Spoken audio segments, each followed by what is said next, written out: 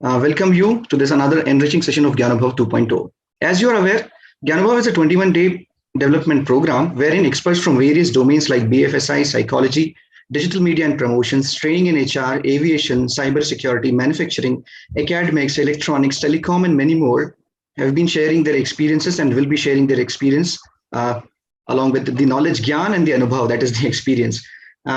You know that we've been fortunate enough to listen to some amazing people here. It gives me an immense pleasure today also to introduce such an eminent person, our guest speaker, Dr. Bharat Kulkarni sir. Dr. Kulkarni is a founding director of Stalwart Management Consultancy Services, a consulting firm, and works as a consultant in policy advisory and development of agricultural value chains globally. He has worked with agencies like United Nations as economist and has been a consultant to international organizations like the World Bank, UNITC, IFC, USAID, and others. He is a renowned name in agricultural policies globally and has been advising various governments on agricultural policy and market development. He has a PhD in economics and holds MBA in finance and MA in economics. He has authored two books, one on commodity markets and another on agri-risk management. He has also served on several international task forces for agricultural market development. He is a regular speaker and prestigious forums like United Nations annual experts meetings on commodity markets, Harvard Business Schools, and World Investment Forum. He is a national chairman of Indo Global SME Chamber, state president Maharashtra for CI MSME, and member of Board of Studies in Management at Atmi University. It's an honor, sir, personally speaking. Agriculture is something which all of us in this particular group have been in love with. We believe that it is one of the pillars of the nation. It would be really pleasure to have you with us, sir. I request you to kindly take the session ahead, sir. Welcome, sir. Thank you. And thank you, Pranay sir, for that wonderful introduction. Thank you, Ajit and Prayatna for invitation. And thank you all the faculty members for giving me this opportunity. It's always such a pleasure to be say at Prestige, and it's a special place for me. I always look forward for sessions at Prestige. So thank you all of you for giving me this opportunity. So we'll start with the session today where we'll talk about opportunities in global value chain for Indian SMEs in the new era. So this is basically a session in next about an hour or so. We'll talk about the global value chains, how do the global value chains work, and how Indian SMEs have an opportunity into that. So I'll start my session by putting the agenda forward. I'll just start with, say, my background, which already has been elaborately discussed by Pranay sir. We'll talk about the global value chains in terms of understanding the global value chain. What does, when we say global value chain, what do we actually mean? And then we'll talk about disruptions by COVID-19, how COVID-19 has disrupted the value chains, and how, in fact, opportunities have emerged. I always prefer to talk about opportunities that the disruption has caused rather than say painting a gloomy picture, because there are always two sides of the coin. We always have opportunities which have come up, and how we can actually come up and say take advantage of these opportunities that we'll talk about. And say lastly, this session would be incomplete if I don't leave you with an action plan. So if somebody wants to really take advantage of these opportunities, what should the SMEs do at the end? That is something that is also important. So that's the agenda. Say you might have questions, so we'll have question answers at the end of the session, so that the flow of the presentation is not broken. I hope that's fine in the flow. So we'll begin with just I'll give you a brief introduction about me. So I've been involved in the SME segment, especially into agriculture, say businesses and agriculture value chains. Worked with various international agencies, specifically the World Bank, the United Nations say International Trade Center, which is a joint venture between WTO and the United Nations. I've been an economist at the UN, and with all this understanding, say I have tried to put it forward that in the challenging times, how this whole this whole opportunity can actually be we can benefit out of it. So I worked with various governments, worked with the governments of Tanzania, Kenya, Ghana, Nigeria, Burkina Faso, Ethiopia, to name few. Then in multilateral government agencies, I worked with UNDP, I worked with International Trade Center, worked with AGRA. AGRA is Alliance for Green Revolution in Africa, which is basically an initiative started by Kofi Annan. World Bank, I worked as a consultant. I worked with USAID and already working on a project in Bangladesh with them as of now. In private sector, I worked with Shapoorji Pallonji Group. Say when they ventured into Africa, I helped them set up a farm and commercial operations of the farm. Eastern Africa Grain Council, Sigma Investment Group from Jordan, AHL Group from Malawi, Kenya National Trading Corporation, which is one of the biggest trading companies of government of Kenya, and so on. I've been invited at the, say, to speak at African Union's meetings, the World Economic Forum, the International Finance Corporation, say, conferences and seminars, UNCTAD, the United Nations Conference for Trade and Development, World Investment Forum, to name few. I've worked with various geographical locations, worked in US with the USAID and International Food Policy Research Institute. In EU, I have worked in Geneva with various UN agencies, and also part of honorary member of several, say, international task forces on SME development, on agriculture development, bringing agriculture into mainstay of policy and things like that. In Asia, I worked in India, Malaysia, Bangladesh, Singapore, and few other countries. So last 11 years, this journey has been 35 various clients which I've been working with in 25 different countries, and mainly into Eastern Southern Africa. And putting all that experience to work, I'll try to explain to you what challenges we have and how we are going to see opportunities in the MSME sector going forward. So we'll start with understanding the global value chain. What does a global value chain mean? If you look at, or if you study the UN, say, reports, they say that about 80% of the world trade takes place in value chains linked to transnational corporations. Now, what are transnational corporations? What are value chains? These are important terms to understand. So transnational corporations are corporations which have operations in multiple geographical locations. So you have, in our business parlance, we call them MNCs, multinational companies. Say, the UN and the developmental world, we call them transnational corporations. They are also referred as MNEs, multinational enterprises. They are also sometimes referred as, say, global companies. So various names given to the same entities. These entities are companies, organizations, or corporations that have operations, or they have their operations spread out across the globe. And today, 80% of the trade takes place in value chain. Now, what is value chain? Value chain basically is the is the supply chain which where the input and the output moves through. So the input say goes through various stages of processing and trading and various stages of value addition, if you call them. So what happens is, for example, say a mobile phone is manufactured. Now it is manufactured, then it is sold, then by the company to the distributor, distributor to the wholesaler, wholesaler to the retailer, and that becomes a value chain. So 80% of the world's value chain actually happens through say transnational corporations, and most of the SMEs and small enterprises actually benefit from these value chains because they can then be part of these value chains. And when this value chain is spread across various geographies, you call them global value chain. So global trade is increasingly getting dominated and complex and say circuitous route followed by the global by the goods where they are upgraded into finished products. So the inputs are, when they upgrade into finished products, they go through a series of value additions in various geographies, and that is what we call as the global value chain. These global value chains are orchestrated by the transnational companies or transnational corporations, and they offer opportunities for poor countries to gain access to international market.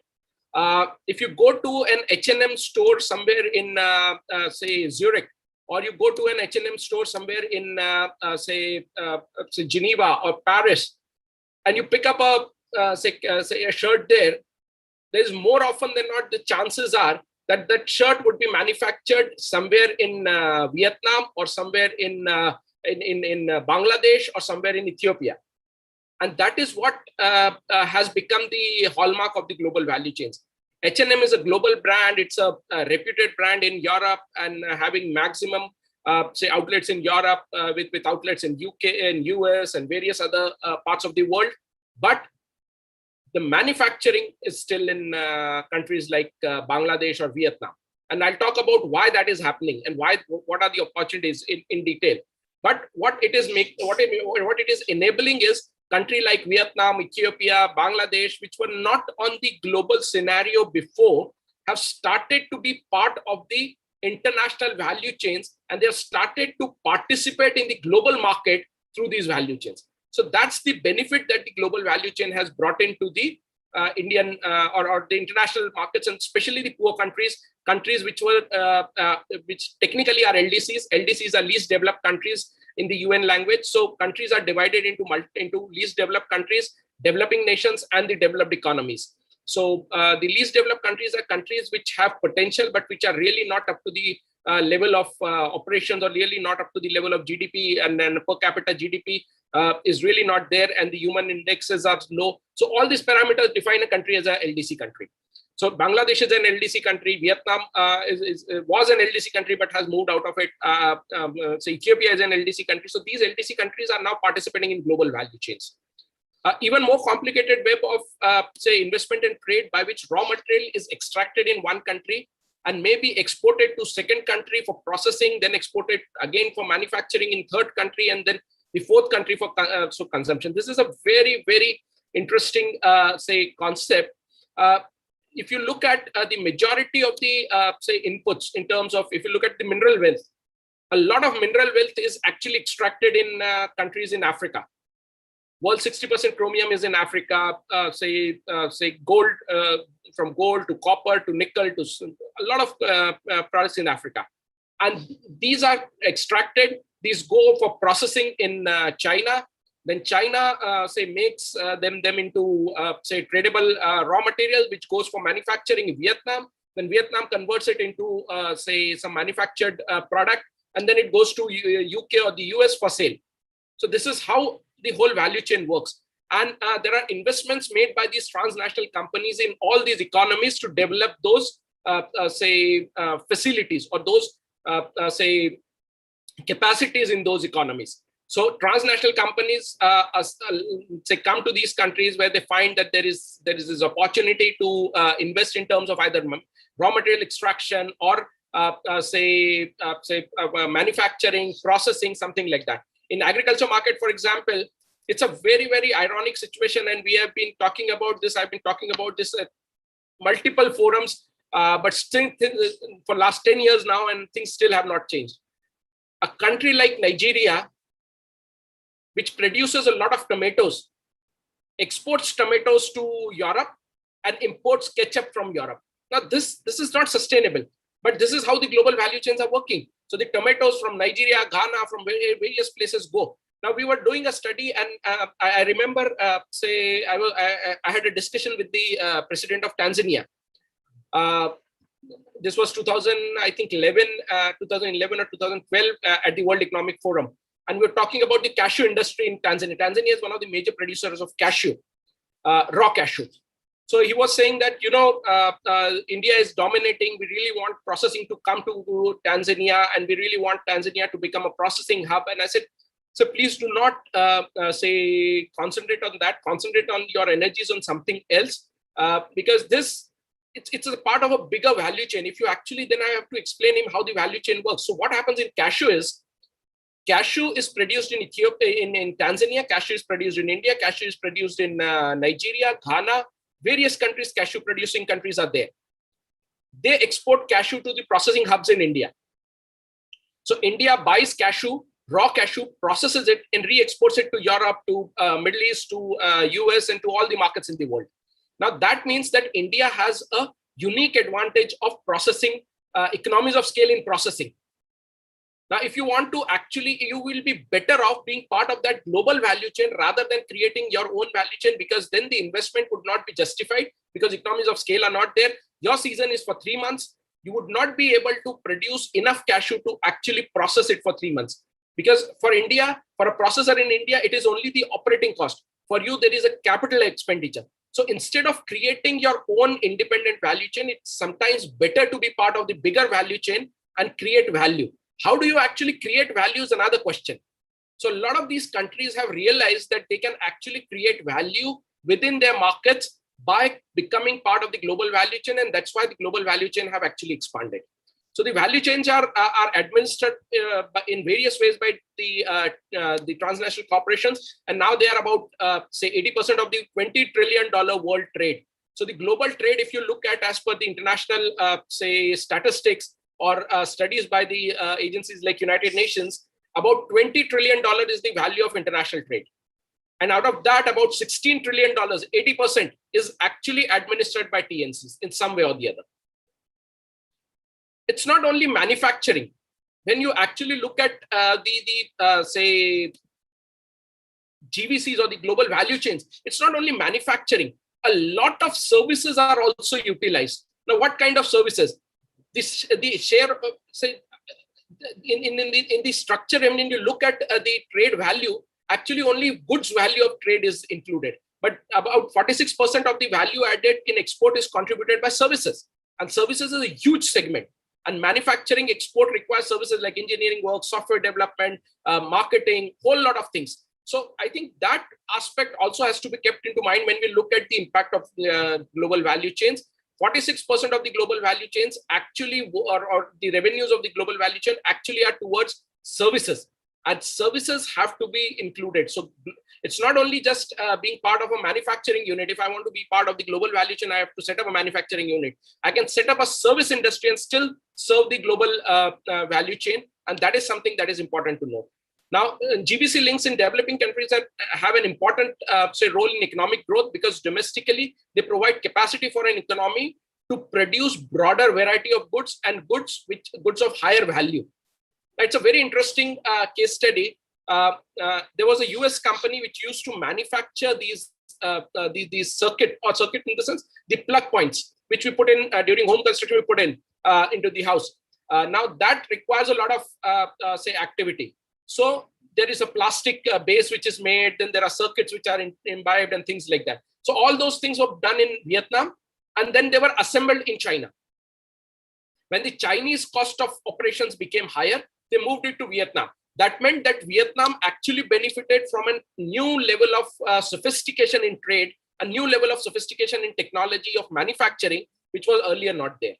So this is how a lot of times GBCs actually bring in technology. If you go to Pune, say in one of the areas in Pune, or even Pithampur, if you go to, you would see a lot of companies that are manufacturing, goods or spare parts or parts which are consumed by big assembly lines of international companies, vehicle assembly lines. So that technology India has benefited. And now once that is there, AVTech, if you look at, they produce they contract produce engines, but they also have their own proprietary engines which they can export. So this is the technology transfer that has happened. So GVCs are always not bad. GVCs give a value, they add a value to the economy. So now let me give you an example of how the global value chain actually works in iPhone. This is a very interesting example of how value is created. So we all know iPhone gets assembled in China. That's something which is a public knowledge. But how does the value get created? How much China gets out of that? So the inputs about 24. This is based on a retail price of 600. A $24 input comes from USA, and say about $80 comes from Korea. $16 comes from Germany, France, Japan, and others. So total inputs, if you put together, about 100 and say close to 120, $130 input comes from various countries. And then there is another $24 input coming in from US. All this is put together, and only $6 is the value addition that China does. So China buys inputs worth 80 plus 16 plus 3 plus 0.7 and all that value. It gets to China. They manufacture the iPhone, they assemble the iPhone, add a value of $6.54, and then at a factory gate, they sell it at $194 to USA, that is to Apple. Now, Apple then spends about $90 on distribution network, and another say $45 on various other activities, and then the cost that ends up at the Apple phone's cost that ends up at Apple is $269. and then Apple sells it at $600 to the retail market. And $329 is what Apple makes out of the benefits or out of the iPhone. Each iPhone sold actually gives $329 to the iPhone or to Apple. So when you look at this value chain, you realize that though everybody claims or everybody says China is manufacturing, China is the manufacturing hub, but what is China getting out of this whole activity? Just $6.54. If you put a percentage to it, at the retail price, it's a little bit above than 1%. That's the value addition China is making. But the volume and the benefit that China has got because of the technology transfer is something which makes China, which is so different. So this is how a global value chain works. And inputs are manufactured in various countries. Now, Germany, for example, is specializing in, say, a specific area. So the input or a component of iPhone would be made in Germany, shipped to China. Korea, for example, is an expert, or Korea has a specialty in terms of the display solutions. So the display would be made in Korea, coming to China.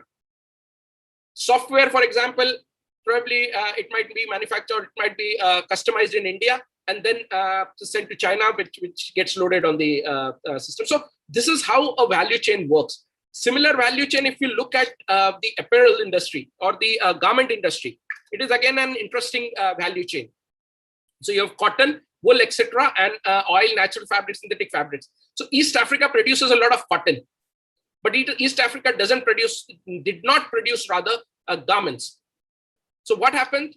Ethiopia decided that now we need to expand our, say, invitation to global value chains to come and set up the manufacturing in our locations. So they built up huge, say, industrial parks, textile industry parks, or textile clusters as they call it. And now the yarn, fabric, synthetic fabric, all these things is processed. Textile is manufactured in Ethiopia in those. Then apparel manufacturers like design, garment manufacturing contractors, and subcontractors are there.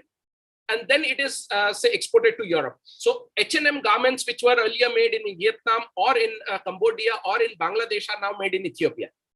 Raymond's has set up a factory in say, Ethiopia. The reason is, if Raymond's exports it from India, India is charged a 20% say import duty. So the importer in Europe or importer in America would have to pay 20% more because they are coming from a country which is not an LDC country. So there are two laws which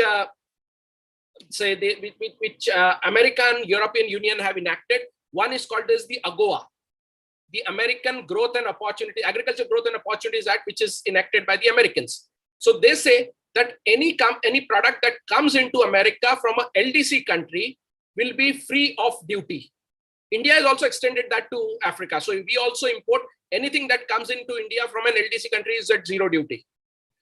If India being not an LDC, we go and export it to America, we are charged 20. So $100 worth export consignment would end up at 120 to the American buyer, whereas $100 consignment from Europe or from Ethiopia will end up at 100. So 20% is a huge benefit that they draw. And that is why Bangladesh has more manufacturing units and better export opportunities than India. So that's the I would call it, that is because the GVCs are taking advantage of the tax benefits and they are relocating them. Raymond's went to Ethiopia and they said, since we are exporting, the quality of Raymond's is internationally acceptable, but Raymond's was 20% costlier. So they went to Ethiopia. They said, we'll set up a factory here, and now we'll be 20% more cheaper in the international market. And that has what pushed the manufacturing technology into Ethiopia. And today Ethiopia is becoming a hub for a textile industry. And that's how global value chains benefit a local economy. Now exports. So what is H&M concentrating? H&M is concentrating on brand creation, brand name. It is creating, it is creating its brand identity. It is creating designs. It is investing into supply chain. It is developing its supply chain. So what is H&M's core function as of now? It is brand creation. It is supply chain management. They have outsourced the manufacturing to subcontractors or contractors in Ethiopia. So they don't need to set up, because cost of manufacturing in Europe is prohibitively high. They cannot be globally competitive. And now they are actually looking at markets, because There are bigger markets coming up. Nigeria, for example, is a huge market.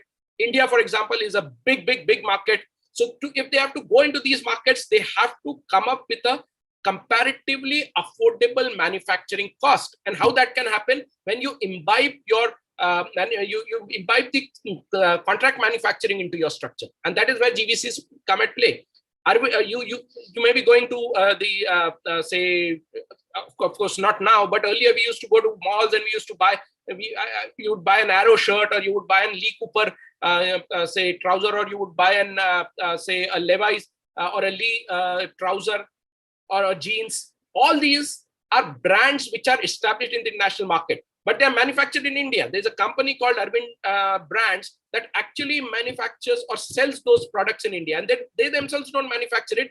They get it manufactured from product manufacturers in Gujarat, in North India, in MP, and all these countries. So manufacturing is done by somebody else. The branding is done by somebody else. Quality certification is done by somebody else, and then it is sold. And then you have the retail outlet. So this is how the value chain in apparel industry is working. So now global value chain linkages, if you look at, so China has very strong linkages because China is importing a lot of inputs and exporting and doing a lot of contract manufacturing, say for various countries. And if you look at China, Germany, UK, France, Belgium. So UK, France, Belgium, Netherlands, they are within the European value chain. China is a global value chain player. So you have in Asia, you have Malaysia, you have Japan, you have say Singapore, you have Korea, you have Hong Kong. And then US has more manufacturing with China. It has a strong relationship with Germany, Italy. So it's a complicated structure. Where do you find India? I've circled India just to say show you that India is not a prominent player in global value chains. We have not been built up. We have not been groomed to be part of global value chains. And that is where we are missing out on the opportunities in the international market. So that's an important thing to note. Now, SMEs and global value chains. SMEs can provide, for SMEs, global value chains provide an easier way to engage in the international trade, as I said. I cannot manufacture and export, but I can sell it to, I can manufacture a quality that is required by H&M and sell it to H&M. So H&M takes it to the international market. So I am indirectly part of the international trade. So SMEs have one task or process in the GVC and do not need to have an entire production line. So I may be specializing, for example, AV Tech is specializing in, say, engines. So it doesn't need to set up the whole factory to produce 20,000 parts of automobile. It can just concentrate on engines and create its expertise on engines, and through the global value chain, sell those engines in the international market and create a reputation. So GBCs, as I said, refer to a phenomena where you have the production broken into activities and spread out in different countries. And if we talk about, just as I gave the example of automobile, 20,000 parts, which includes engine, steering wheels, air conditioning unit, whole lot of structural say parts are there. Now 20,000 parts cannot be manufactured by Tata Motors, for example. So Tata Motors will give out contracts to manufacture these say to different say companies. That's a domestic value chain. When say for example Kia Motors comes in, or when say Mercedes comes in and they says we'll get these say products manufactured in India, that's a global value chain. So these components and these parts are produced by SMEs in different countries where it is low cost. I gave you an example how the socket manufacturing from China was pushed into Vietnam. Why? Because the Chinese cost became higher. Vietnam was still cheaper. So they put the technology back to Vietnam. The SMEs in Vietnam could produce it at a much cheaper cost. Labor cost was low. So a lot of labor intensive work is pushed into economies where the labor cost is low. And that's where we have a benefit. That's where say these countries have a benefit and they can actually be part of the global value chain in a more effective manner. Now, opportunities for SMEs. What are the opportunities for SMEs in participating with the global value chains? If you look at the last decade, countries have been able to integrate into global value chains with gains in jobs and income. I gave you the example of Ethiopia. Now, Ethiopia has become a manufacturing hub for textile in the Eastern Africa region, which was never there. The number of jobs that has created, the income that has brought in, the benefit that it has brought in, the export contribution that it has added to, all these things are benefit that Ethiopian economy is getting out of being part of the global value chain. Ethiopia is still not trying to create its own brand. It's not trying to create brands that can be sold as brand in Ethiopia, but they're trying to do contract manufacturing and strengthen their SMEs to a level where their brands can be created. First, you need to create that infrastructure, then the branding can be created.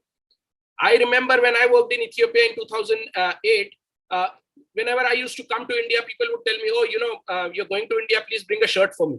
Because buying a shirt was very expensive in Ethiopia because it was all imported. Today, that has changed. And that is the benefit which Ethiopian economy has got because of the participation in the global value chain. While GVCs have moved up the technological sophistication, the consumer demands have also grown, thus leaving the scope of developing countries to participate in low-skilled, labor-intensive tasks. As I said, H&M earlier, what used to happen was H&M stores would be based in, say, Europe, maybe very few stores, very high value store or very high value product, and they would not go into say huge expansion. It was a very niche product specific to Europe. The European companies would manufacture it, so it was a limited value chain.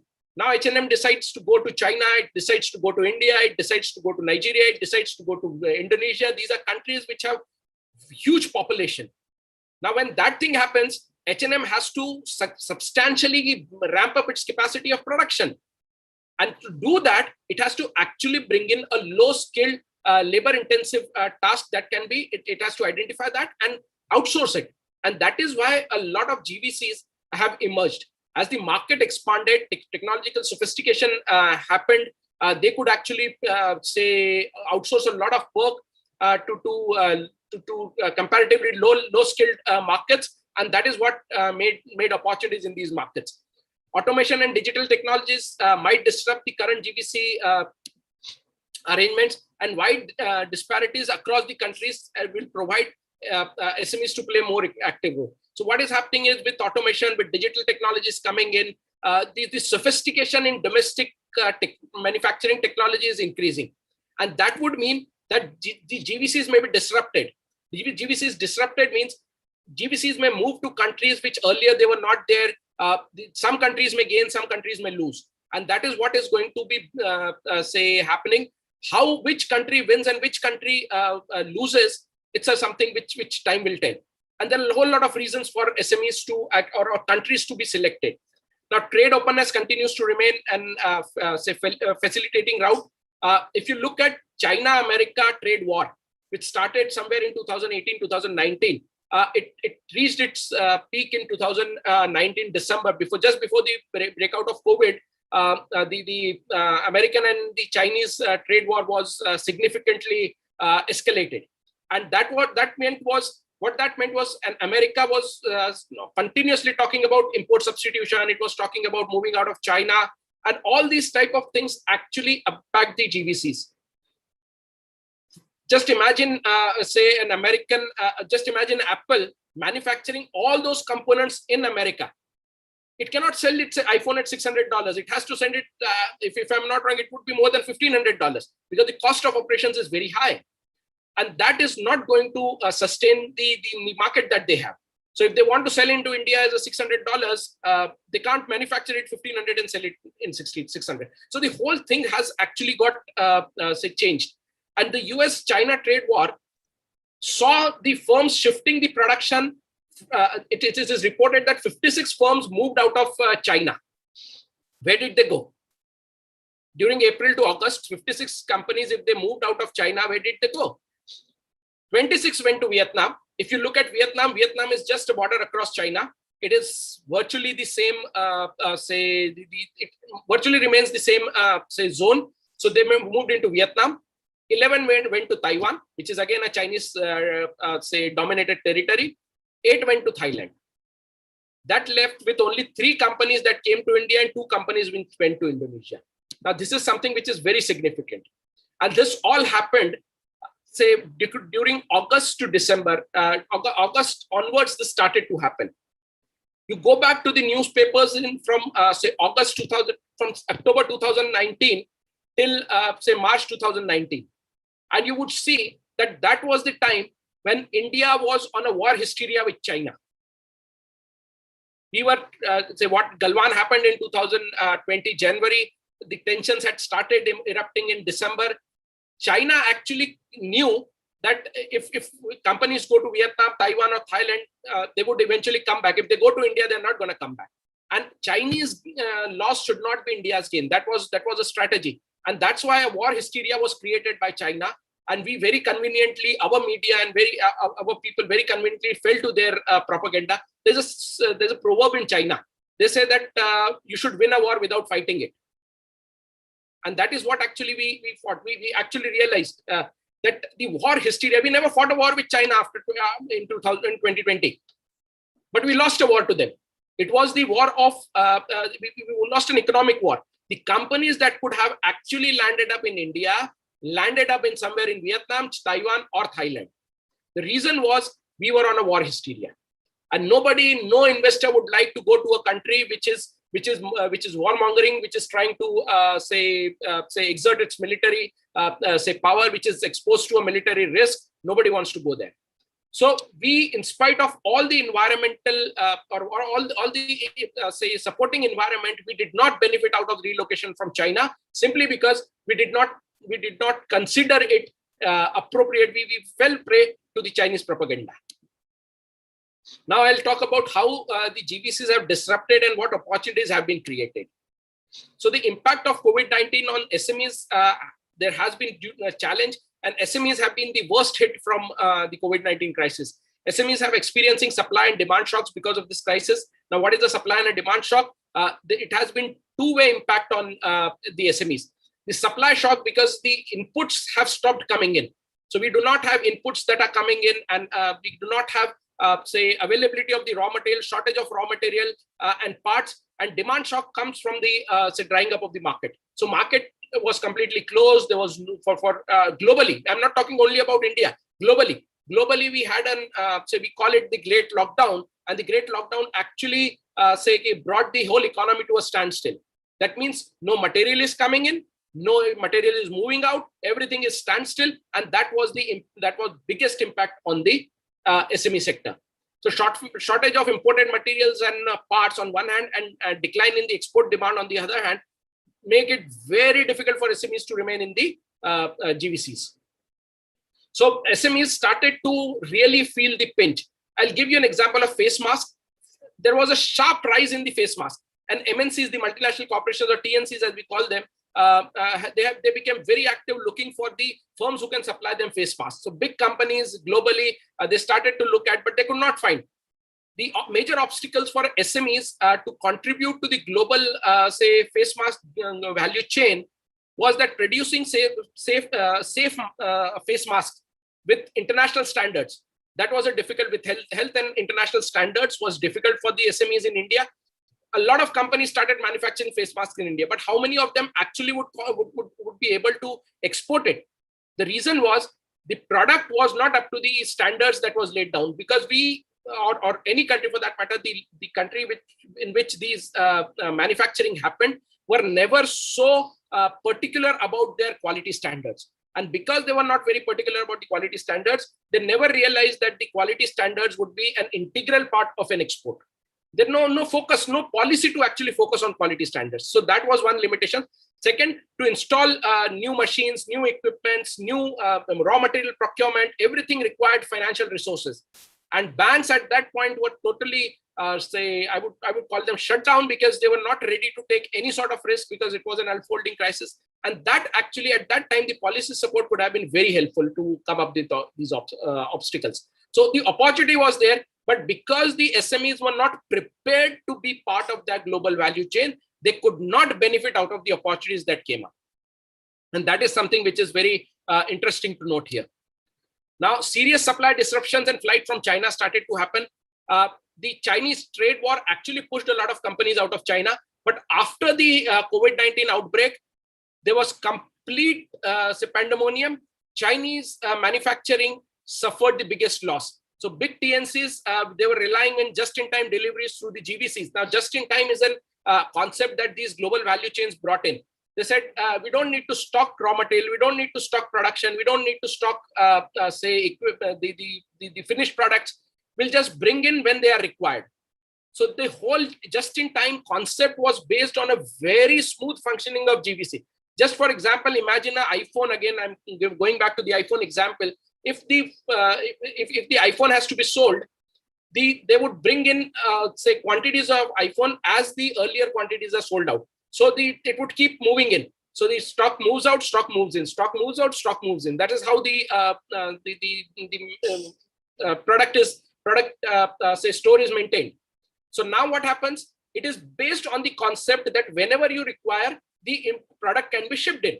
So it was taken for granted that the supply chain would always remain functional. The GVCs actually stopped those supply chains. Ports were closed, which meant, and now say even if Indian port is open, the Chinese port is closed. Even if the Chinese port is open, the Korean port is closed. So one after another, when the pandemic started to close down the countries, and countries started to go into say lockdown one after another. When China opened, India went into lockdown. When India opened, say some other country went into lockdown. The UK went into the second round of lockdown. So what it meant was that the movement of the supply chain from one product to another, to third, to fourth, to fifth, that chronology was disturbed. And because of that, the whole supply chain came to a standstill, because out of 5 countries, if one country has stopped or one country has put restrictions, automatically the whole functioning of the supply chain would stop. And that was something which was an eye-opener for all the TNCs. China's share, if you actually look in the world GDP, is about 16%. It exports textile, apparels, it's a major player in those exports. And it is major importer of world minerals and metals, and processed minerals are exported out of China. So all these things just came to a standstill. Nearly 3/4 of the American TNCs reported that their supply chains have been disrupted. And that meant that the companies started to rethink on their idea of just-in-time inventory. And they said, let's focus on just-in-case model. Now, what is a just-in-case model? It is a model in which you actually develop a value chain, or you actually develop a value chain for a specific market. Regional value chain, we call them. So if you are targeting an Indian market, you would keep that market, or you would keep the value chain as close as possible to India, so that you don't expose yourself to the global, say, shutdowns or global, say, breakage of the supply chain. So regional value chains, a value chain manufacturing and say targeting the market in India, around India, in that region. Another value chain, say targeting the European market around Europe. So that is what they are thinking about. And that would mean that a lot of rearrangement in the value chains would happen, rearrangement in the manufacturing base would happen. And there is an intense discussion around the world about diversifying the GVCs. So not having just China as their shop floor, have manufacturing in Taiwan, have manufacturing in India, have manufacturing in, say, somewhere else. If you're talking about African market, have manufacturing in Ethiopia, have in Nigeria, have in Ghana. Recently, I think there's a Hyundai has opened up an car assembly unit in Ethiopia. Before that, it opened up a car assembly unit in Ghana. So now you are actually seeing car manufacturers, which was a forte of European and the American markets, and Japanese for that matter, have started to relocate their manufacturing units. So that is something which has started to happen, and this will amplify as we go forward, because the just-in-time model has been exposed to its core when it comes to vulnerability, and just-in-case model is what the TNCs want to follow. So they are shifting base from China. Their manufacturing platforms are shifting from China, and US has identified Australia, India, Japan, New Zealand, South Korea, and Vietnam as their possible destinations. Japan has offered stimulus packages for its companies to relocate from China. So there's a lot of focused policy support for relocation from China. And where do these companies go? They can go anywhere in the world. They can go to Australia, they can go to India, they can go to Japan, they can go to say Africa, they can go anywhere. Who offers them a more stable environment is what is required, what has to be demonstrated. So barriers, why SMEs cannot become part of the GVCs. Technical capabilities and shortage of human and financial resources are the prime barriers. Because if suppose, say, Apple iPhone wants to manufacture unit in India, do we really have the human capacity that is trained enough and capable enough of doing that job and maintaining that quality? That's a big question mark. Probably in India, we would have that. But somewhere in Taiwan, probably you would have that. But somewhere in Africa, you would not have that. Financial resources, do the SMEs have those financial resources? That is something, and that's why the government is actually pushing all over the world a lot of money into the SME manufacturing, so that the financial support and the financial barrier for SMEs can be broken. The TNC look for high technical capability in suppliers of high quality products and components with technical capabilities. SMEs need to skill their human resource. They need to have say improved human resource. I'll give you an example, and it's a really disturbing story. A manufacturer in India who exports in Indore, I'm specifically giving an example of Indore, who exports a lot of precision machineries. He has a manufacturing unit in one of the industrial areas near Indore, and he hired three engineering graduates from one of the college in Indore. I won't name the college, but the engineering graduates did not even know the density of iron. Now, when you really want to have that level of say operations, you need to have skilled human power. I don't blame the students. Did we have a system of developing say that type of capacity? Now, this is where I think somebody like Ajit sir and his team become so different, because this 21-day session actually brings in a lot of, it may not give you a lot of say skills, but it will open up your mind to explore new skills. And you would come to know about areas which you never considered important in a traditional structure. So something which opens up your mind and students can then actually say look for it, will actually help them develop that skill which is required. And a lot of you actually would be say in going forward running your own SMEs and units. So all these skill sets would actually segregate you from the lot. As they say, the separation between the men and the boys. So I think that skill has to be developed within our, that has to be built into our educational system. Another barrier for SMEs is lack of information of possible opportunities. How many of us actually know what are the opportunities outside India? Very few. Do we really have a system of developing those information systems? Probably not. We really need to work on that. And I would blame Chamber of Commerce for that, because how many Chamber of Commerces, at least in a state like MP, actually develop say mechanism or mechanism that can disseminate this information? Very few. So I think all these areas we need to work on, and if you are able to address this area, we'll be definitely having an opportunity. So I'll conclude by talking about the action plan. What is India's opportunity?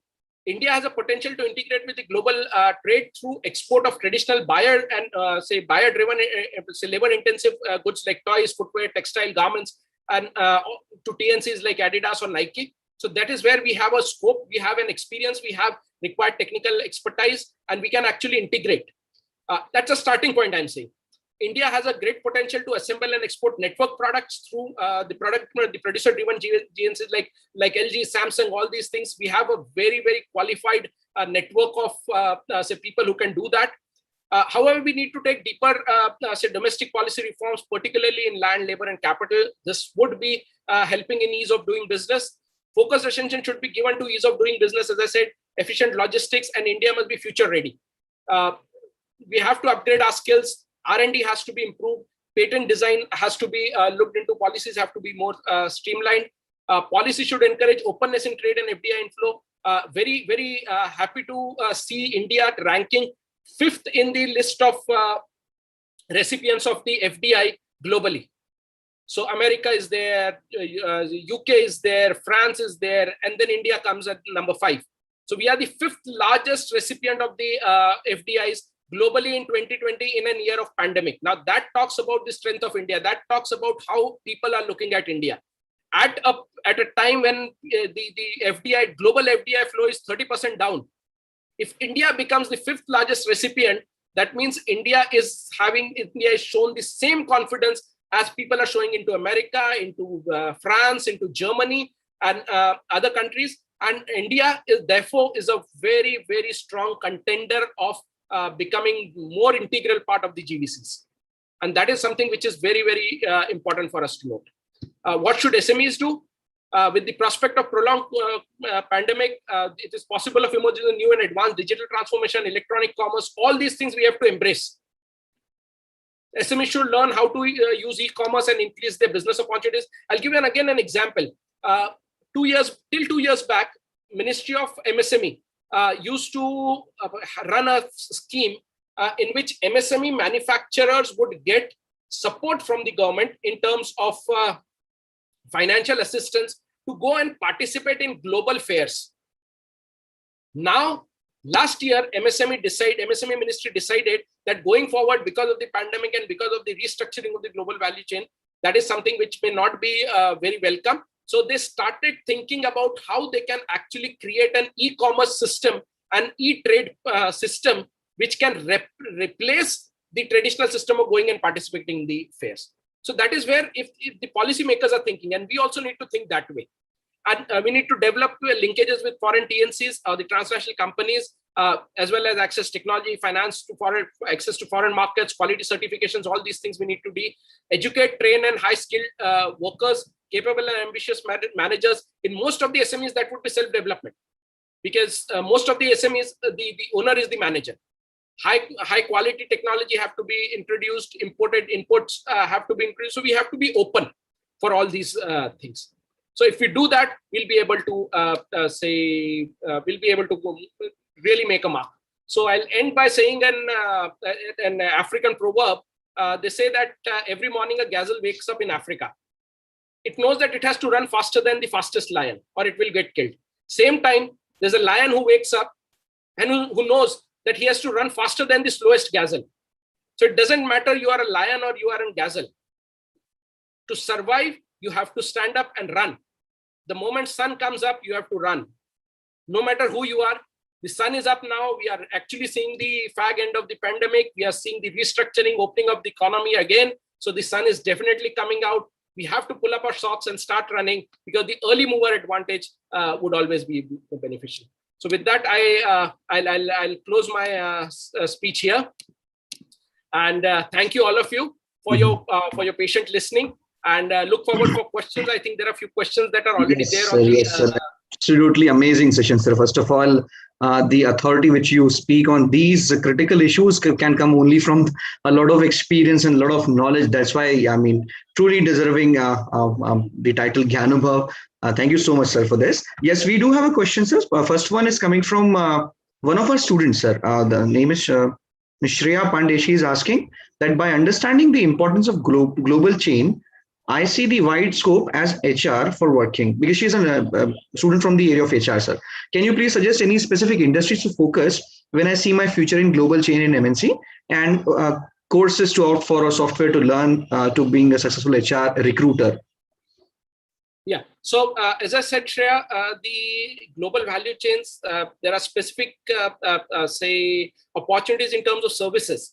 And HR is definitely an integral part of the investment that the global value chains make in the international scenario. There would be, this whole structure is going to change a lot. We are going to see a lot of jobs being outsourced to developing nations like India, because India is known for having a very, very strong human capital.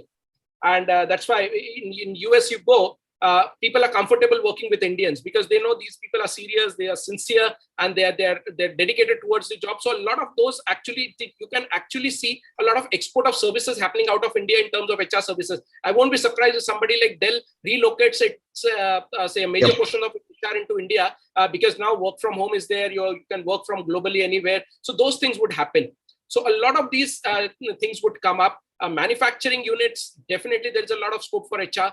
So a lot of these, say, units are offering, say, opportunities. So I think there are multiple areas. It's very difficult to specify one area. Of course, there are multiple areas. What software and all to learn, I think, for being recruited as HR, I think, say, that your say HR lecturers can tell you better. I'm not an HR guy, but definitely you have to be, important thing is you have to be aware about what is happening globally. Yes. So what is China doing? What is America doing? How the international trade is moving? Keep reading more and more articles about international trade. That all will help you in creating a global perspective. It's all about your perspective. If you have a global perspective, the HR companies really say like to work. Second is definitely a cross-cultural say understanding and sensitivity about cross-cultural issues. Those are soft skills that you need to develop. Yes, sir. Right. Thank you so much, sir. The next question is coming from my colleague from the area of operations, Dr. Meenal Upreti. She's asking that, can we say that JIT is completely going to be replaced by just in case in the new normal, sir? It has already started to happen. Just in time had as I said, it was exposed to its core when it comes to the vulnerability. And with what one of the fallout that the global pandemic has made is it has actually created a lot of inward-looking governments. Yeah. Governments are looking inwards and saying, probably I need to be self-sufficient, which again, it's time would tell how this whole thing would fold out. But the WTO is too worried about openness in trade going down. And all these factors would definitely the organizations, companies would not want to expose themselves to an politically and say policy-wise an unstable environment. So just in case would definitely be replacing, if not by 100%, it would definitely be a major component of the strategy of the international companies going forward. Right, sir. Thank you, sir. The next we have from Charvi, asking that how the GVC could help the MSME and what steps should government take to expand opportunities in remote areas? With the advent of technology and with the advent of the network reach, a lot of rural areas or lot of areas, remote areas, which earlier were not earlier. If I remember, and many of you who are of my age would remember that manufacturing units were clustered in either in North India around Delhi, or they were in Gujarat or say Maharashtra or Tamil Nadu. The major industries were not there in they were not say as spread out as they were, but now it has, and it is going to increase more. How GVCs can help the MSMEs, definitely through partnerships. A lot of technology transfer is happening. A lot of say knowledge development is happening, which is making these MSMEs become part of the global value chains and playing an important role in the international market. Pharma, for example, is an area where there are a lot of say contract manufacturing happening in India. So all these things definitely are happening. What steps should the government take to expand opportunities in remote areas? I think a lot of there's a requirement to build skill base, because companies would go if there are skill available. And that is where I think a lot of effort has been put in through the Prime Minister Kaushal Vikas Yojana, that in remote areas, there are a lot of capacity being developed. There are a lot of say funding opportunities that have been lent up. One interesting thing that the government has done is brought in the trade also within MSMEs. So all these steps would actually help MSMEs become more formalized and expand more also into remote areas. Okay. So do I have a permission to ask a question, sir? Sure, sir. Please go ahead. So thank you. This is regarding the same thing, sir. Like, yes, we all believe that the value, chain, if we get the opportunity, is a good thing. Sir, what is one limitation? Do you think that trust deficit is one limitation? Be it the you can say the entrepreneurs who are a part of the processing industry, particularly talking about the food processing, or you can say the manufacturer or the producers in terms of agriculture.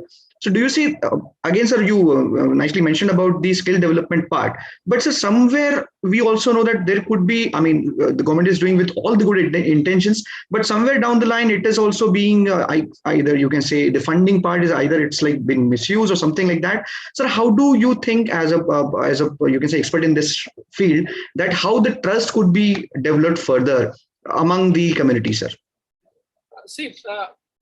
What has happened in my understanding about MSMEs in India is a lot of MSMEs in India really do not have a manufacturer's mindset. They still have the trader's mindset. Trader's mindset, right. Immediate profit rather than a value creation. Yes, sir. And that is where a lot of things are happening where probably say MSMEs to a large extent have not been looked in as a growth engine in India, unfortunately. But yes, a lot of changes are happening. Policy-wise, government is using a carrot and a stick approach where they are making it difficult for, say, non-serious MSMEs to operate. At the same time, they are giving a lot of, say, opportunities for formalized MSMEs. And I think this will actually create a lot of opportunities.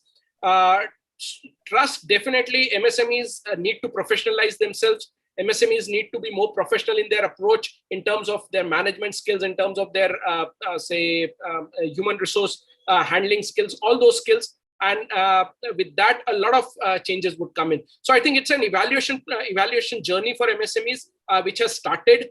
A lot of MSMEs you would see falling out of it because they cannot match up to the expectations of the new era.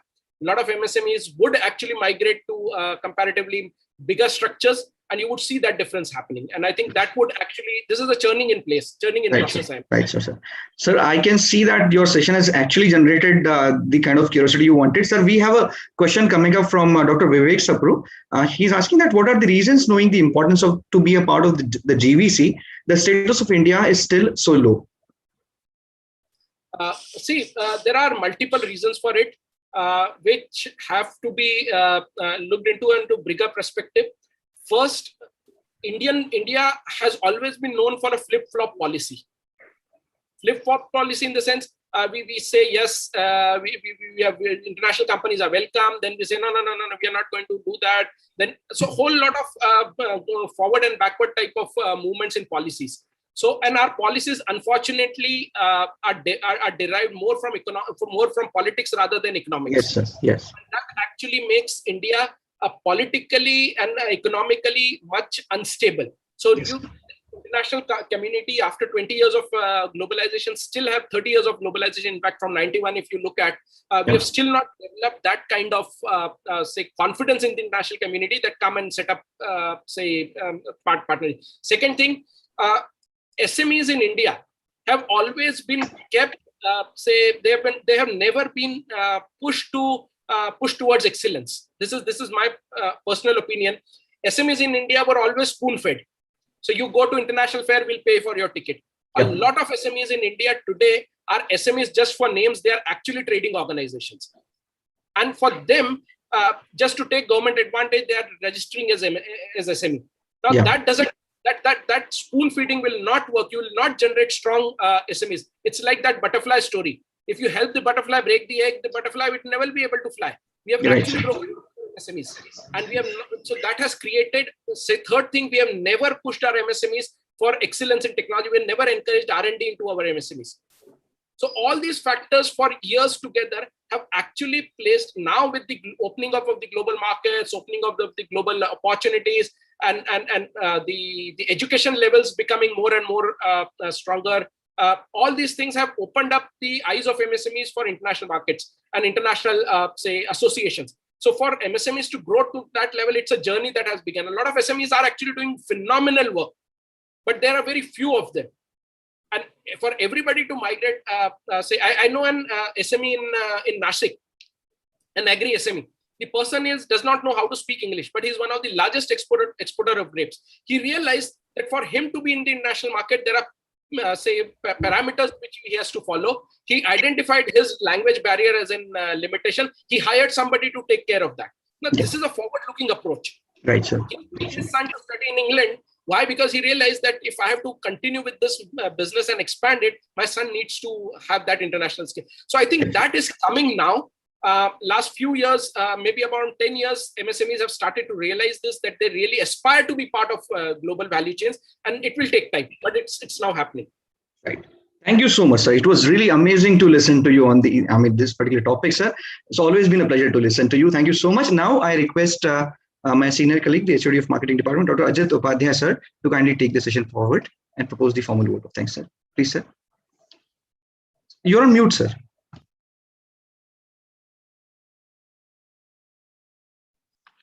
Okay, thank you very much, Pranay Karnik, sir. You have done an excellent job as a Sutradhar today and a bridge to plug the holes and providing a right opportunities to the future aspirants, managers, entrepreneurs. I express heartfelt thanks to the Dr. Bharat Kulkarni, sir. Fortunately, he is my very good friend for a long time. And today I was in dilemma in morning because the Nikhil Malhotra, sir, who is a global innovation head of the Mahindra Tech, because of some urgency, he wanted to, sweep this lecture. And we could, have this on 20 with Bharat, because Bharat is always ready to take lecture anytime. And he took a very, a topic that not only sensitized many of us, but for the students have provided a way that what are the different large number of the opportunities available with us. Excellent. He actually connected the GVC global value chain with the, the global demands, and he took out the discussions very interesting with the inception data. 80% of the trade actually takes place through GVC in the transnational of corporations.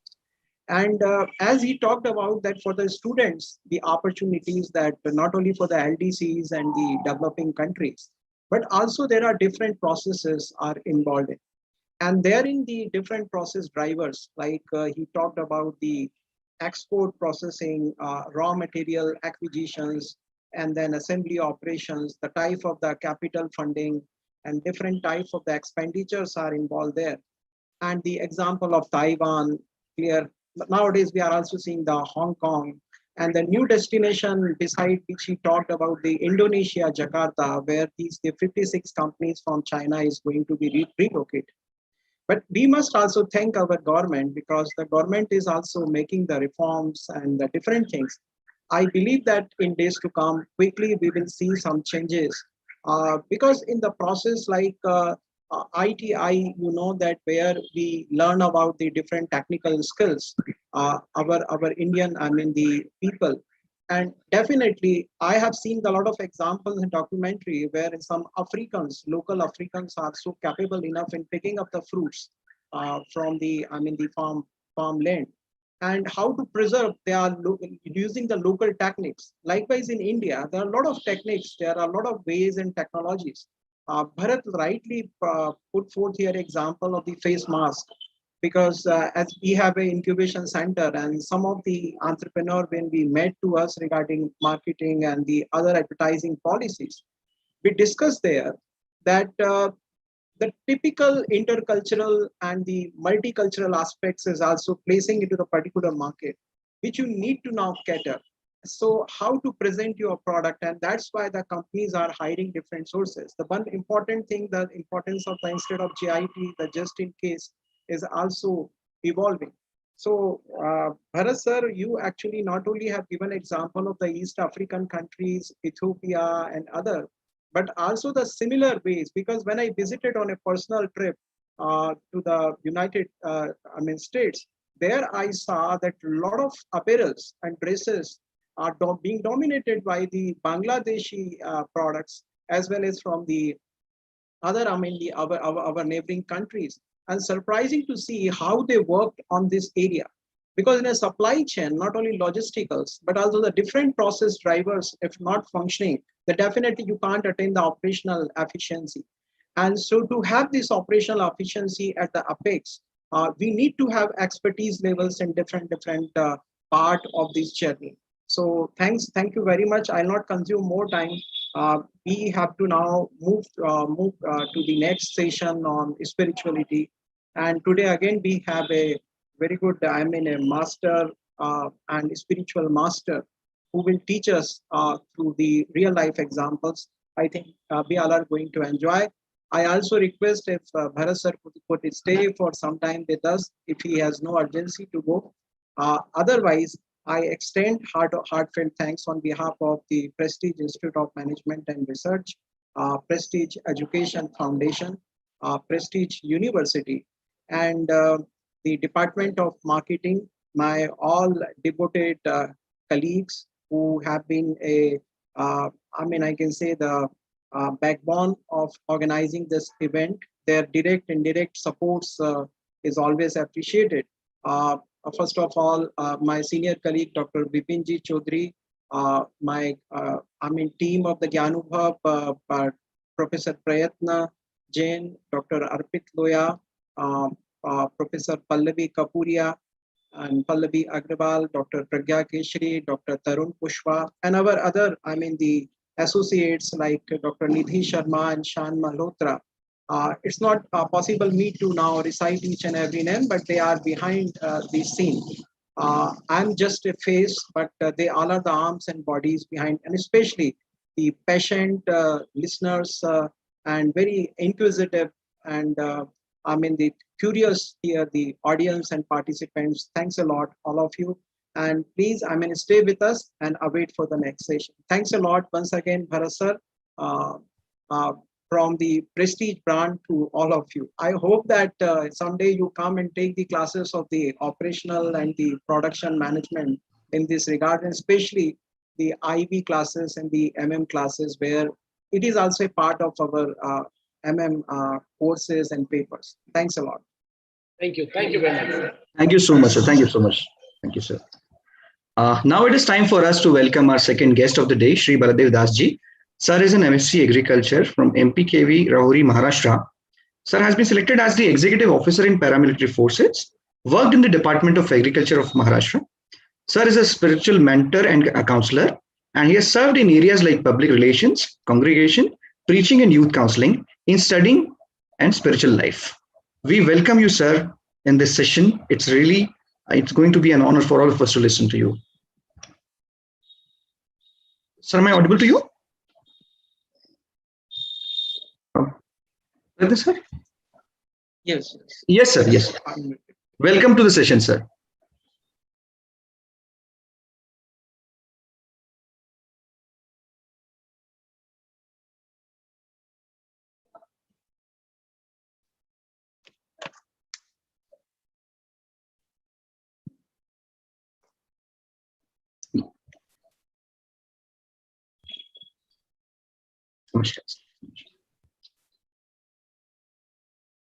Sir, you're not audible to us, sir. If you could just check once.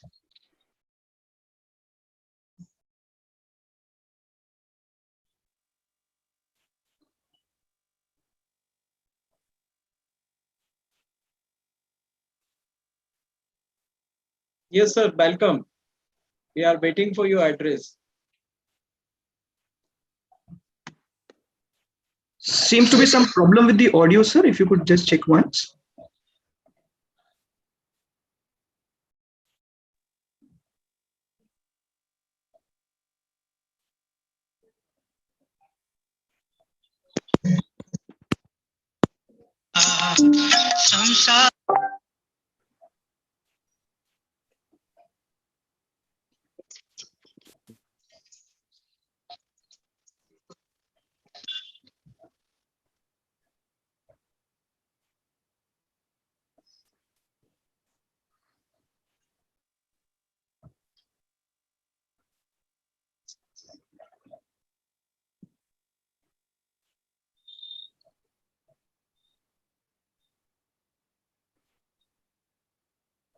Sir, I think it would be working now. If you could test once.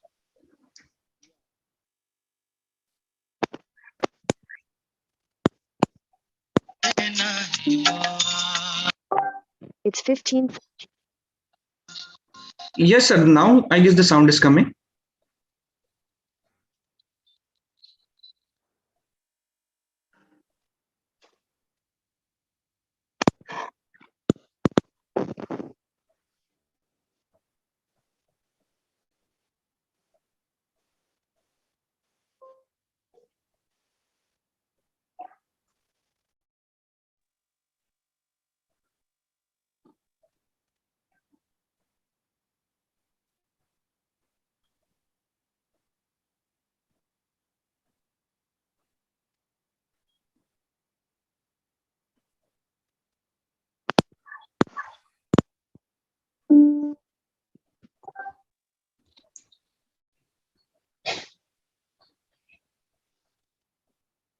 Yes, sir.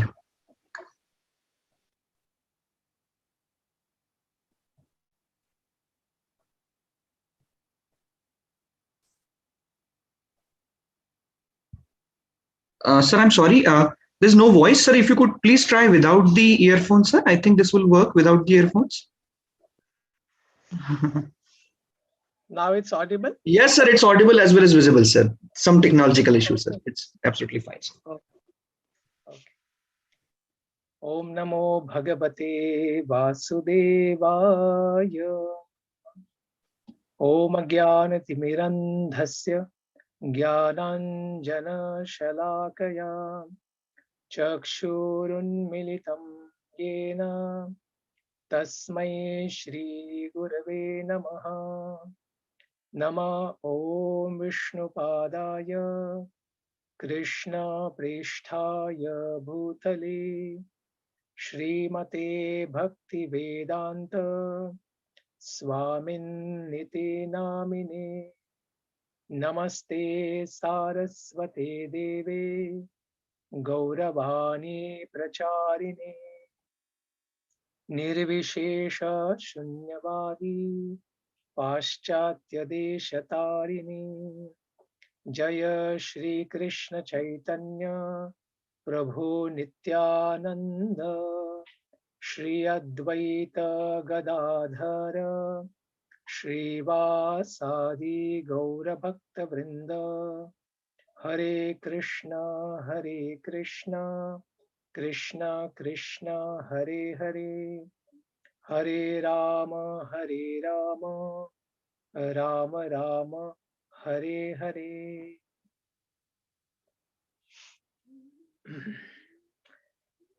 So I was given the topic succeeding in the world of fierce competition with cool head.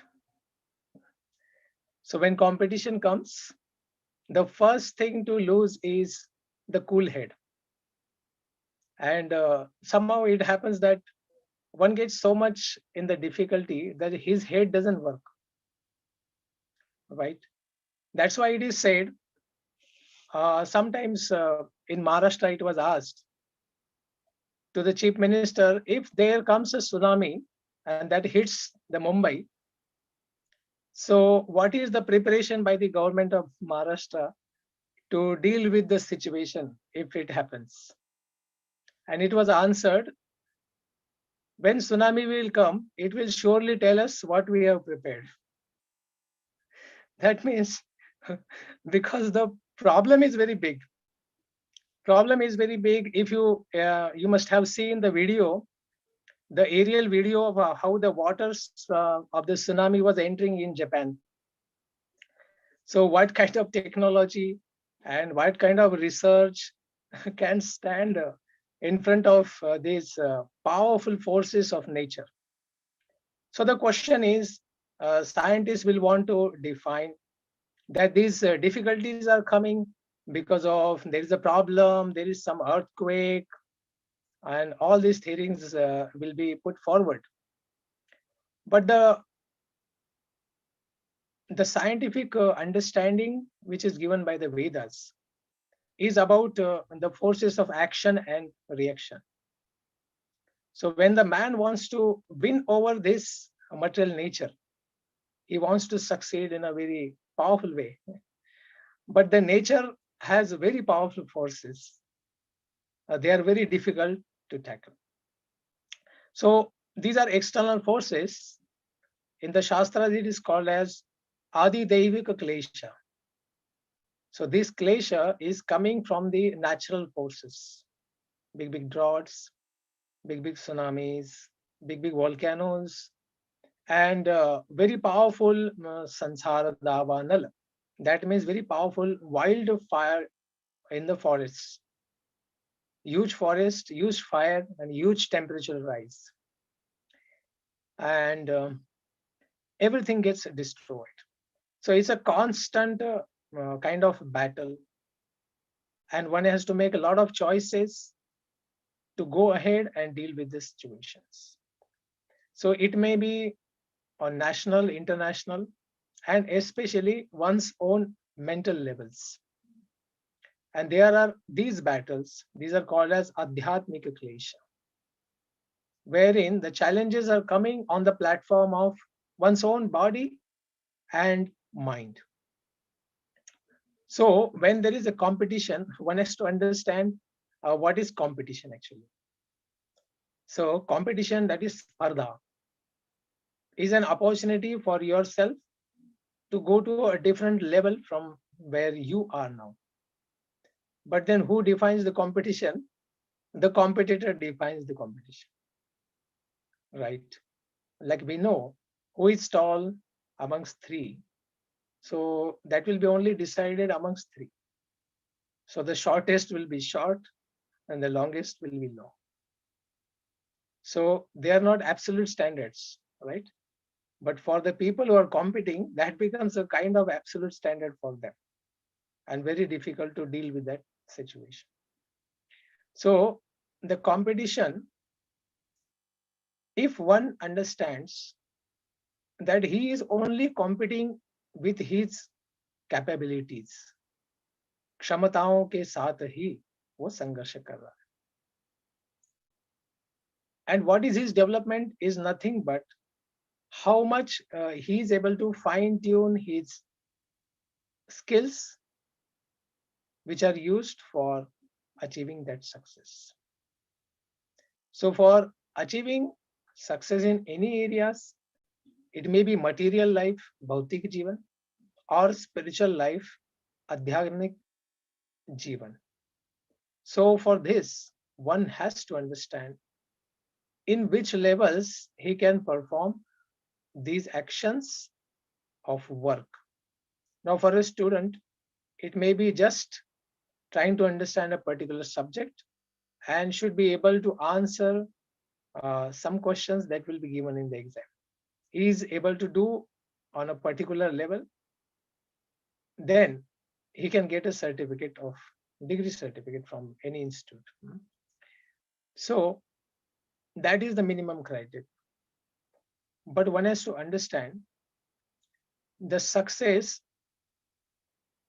also comes on different levels, because our existence itself, we are living on different levels. So what are these levels? The first level are the gross senses, jada indriya. So at this level, if we are able to perceive the things that we need to perceive as they are in reality, then that is a success at the sensual level. So there are 5 knowledge acquiring senses and there are 5 action senses. In the knowledge acquiring senses, we have eyes.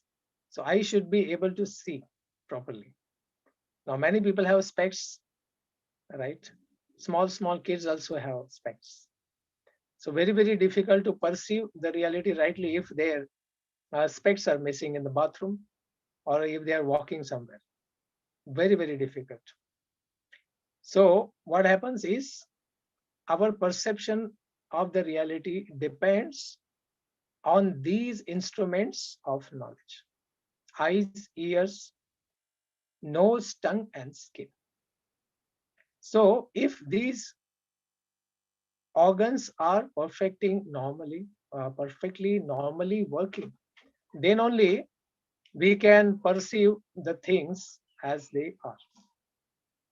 That's very important at the level of senses. So that's a success at that level.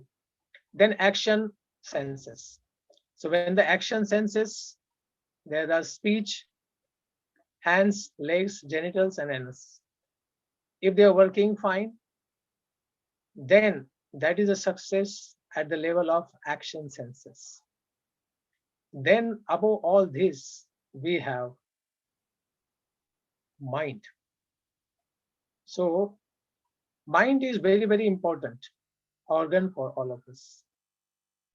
And this thinking, feeling, and willing functions are done at the level of mind. So if we are able to see properly, we acquire the knowledge, that's wonderful. But this is all clubbed together with the mind. That's why what we see is, if everything is right, but the mind or the emotional state of oneself is not rightly situated, then what happens? Everything becomes a problem. Then everything is seen as a difficulty. And that starts a particular sangarsha, particular competition at that level. And then one needs to repair one's emotional states. And then that will be called as a success at the level of mind. If one is able to will properly, think properly, and project his emotions properly. Above the mind, there is buddhi, that is intelligence. So intelligence has important function of discrimination. If one is able to discriminate properly between what is right and what is wrong, what action should be done by the individual and what action one should avoid. So this discriminatory knowledge, if one is able to apply and he is able to select the processes and things which are very, very useful to achieve the success, then what will generally do a personality, a sadhaka, as a student, he will see the examples which are successful examples in the world. What practices, what mental state was practiced by them, and how they got the discrimination of taking the right decisions. For students, especially in the studies, they have to know which part of the studies is more important, which is weak, that has to be focused more. And then one can develop the wonderful skills by studying from the people who are very successful as students, as professionals, and who has gone through the particular exams one has to undergo. But the difficulty that all the time comes, that one gets tense, he starts sweating when the exams come, and because of just heavily sweating, if the exams are in the summer, the exam paper can get spoiled. That much sweat can come. So to keep the cool head is very, very important. So the cool head, if talking spiritually, so the material energy which this body is composed of and all the elements in this world is actually made up of three gunas. One is sattva guna, second is rajo guna, and third is tamo guna. So the sattva guna is a very powerful mode. According to Bhagavad Gita, it says, Sattvat sanjayate jnanam. This is a very nice platform for a person to be in this mode, which way helps oneself to come to the natural state of knowledge. And he is able to perceive knowledge, that means very proper understanding of things from whatever activities he is doing. It may be acceptance of food, like in food, one has to take sattvic food. That means fruits, vegetables, they are naturally grown and they're fresh and they are seasonal. If these things one consumes, and he can balance his diet and get all the nutrients, and it keeps oneself safe from acidosis. And he has a nice natural balance of blood pH, and it helps to improve his memory and learning.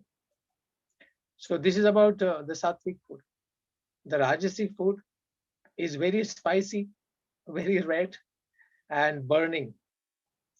So this kind of food, while eating, is also a kind of anxiety. And in digestion also, it's anxiety. And when this kind of food is there, when we are trying to face exams and we want to study, it's very difficult to focus. That's why you see those who are very action oriented, very passionate boys, girls, so they will have difficulty focusing on their studies and perform better in exams. And the third one is a tamasic mode.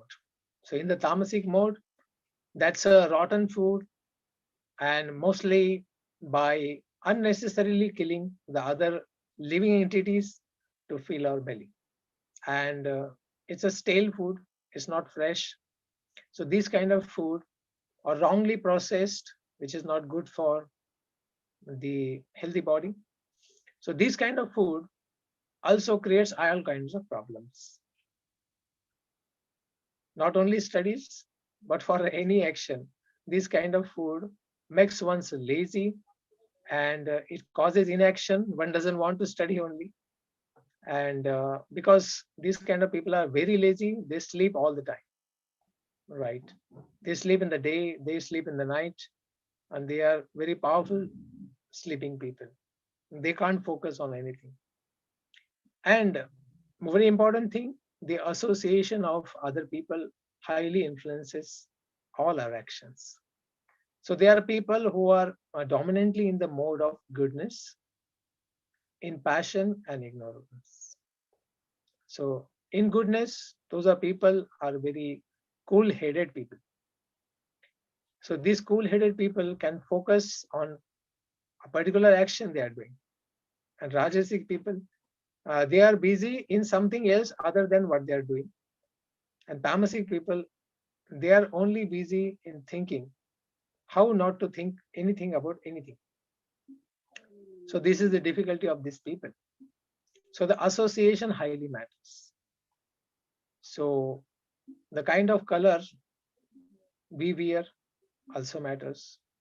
These colors also, they come in the modes. There are sattvic colors, there are rajasic colors, there are tamasic colors. So these colors also influence, and one has to know by astrophysics, astronomical calculations, that which kind of colors are highly suiting for our kind of mindset, and they enthuse us in particular actions, and we can take the advantage of this knowledge also. After that, we have sound. So sound highly influences, because according to the Vedic creation process, this entire cosmos has come from sound only. From sound comes Akash, sky. From sky comes air. From air comes fire. From fire comes water. And from water comes earth.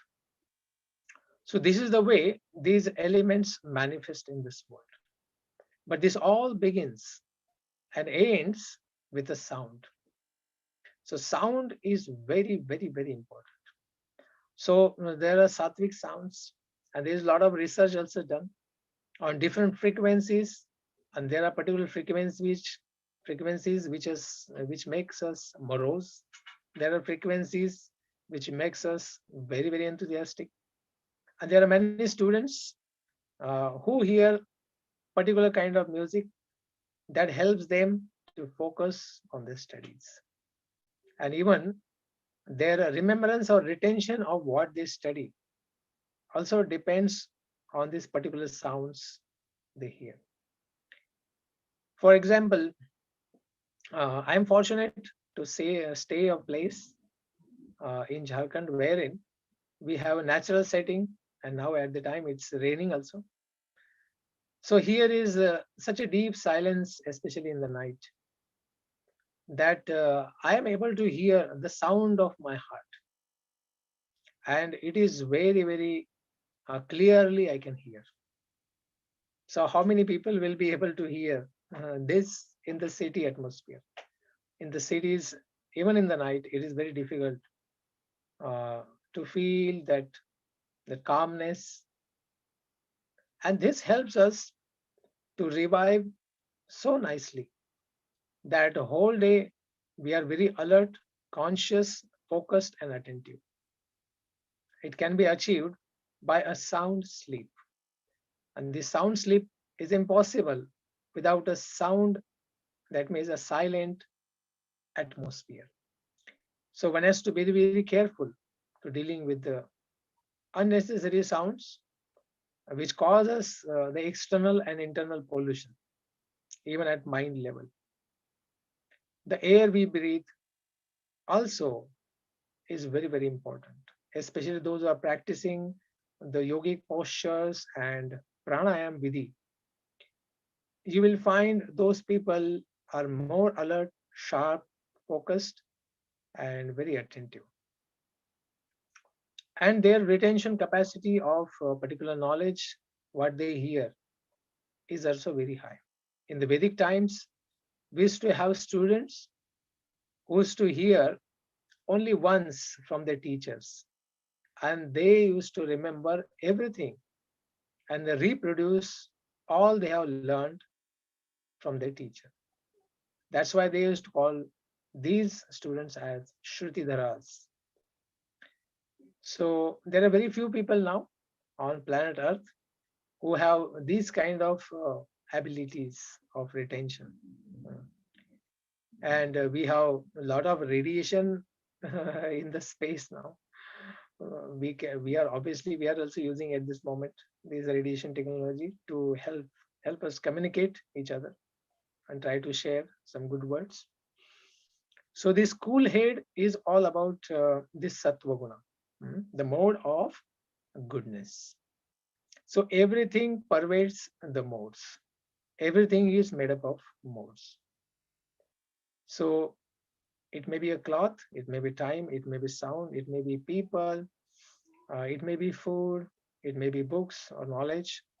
So these all are being categorized spiritually in a Vedic process into sattva, rajas, and tama. So when we'll see that a person has a cool head, then only he is able to perform his functions very, very dynamically. And he can change his paradigm very quickly than others, because acceptance of challenge is very, very important to go ahead with that challenge and try to perform on as powerfully as possible. So this process is trying to achieve this success. The formula is given. It's about balance. So balance is required. So this balance is expressed in Bhagavad Gita in a particular text, verse or shloka. Likewise, Yukta ahar viharascha, Yukta cheshtasya karmasu, Yukta swapnavabodhasya, Yogo bhavati dukkhaha. So this yukta is very, very important. That one has to connect to the Supreme.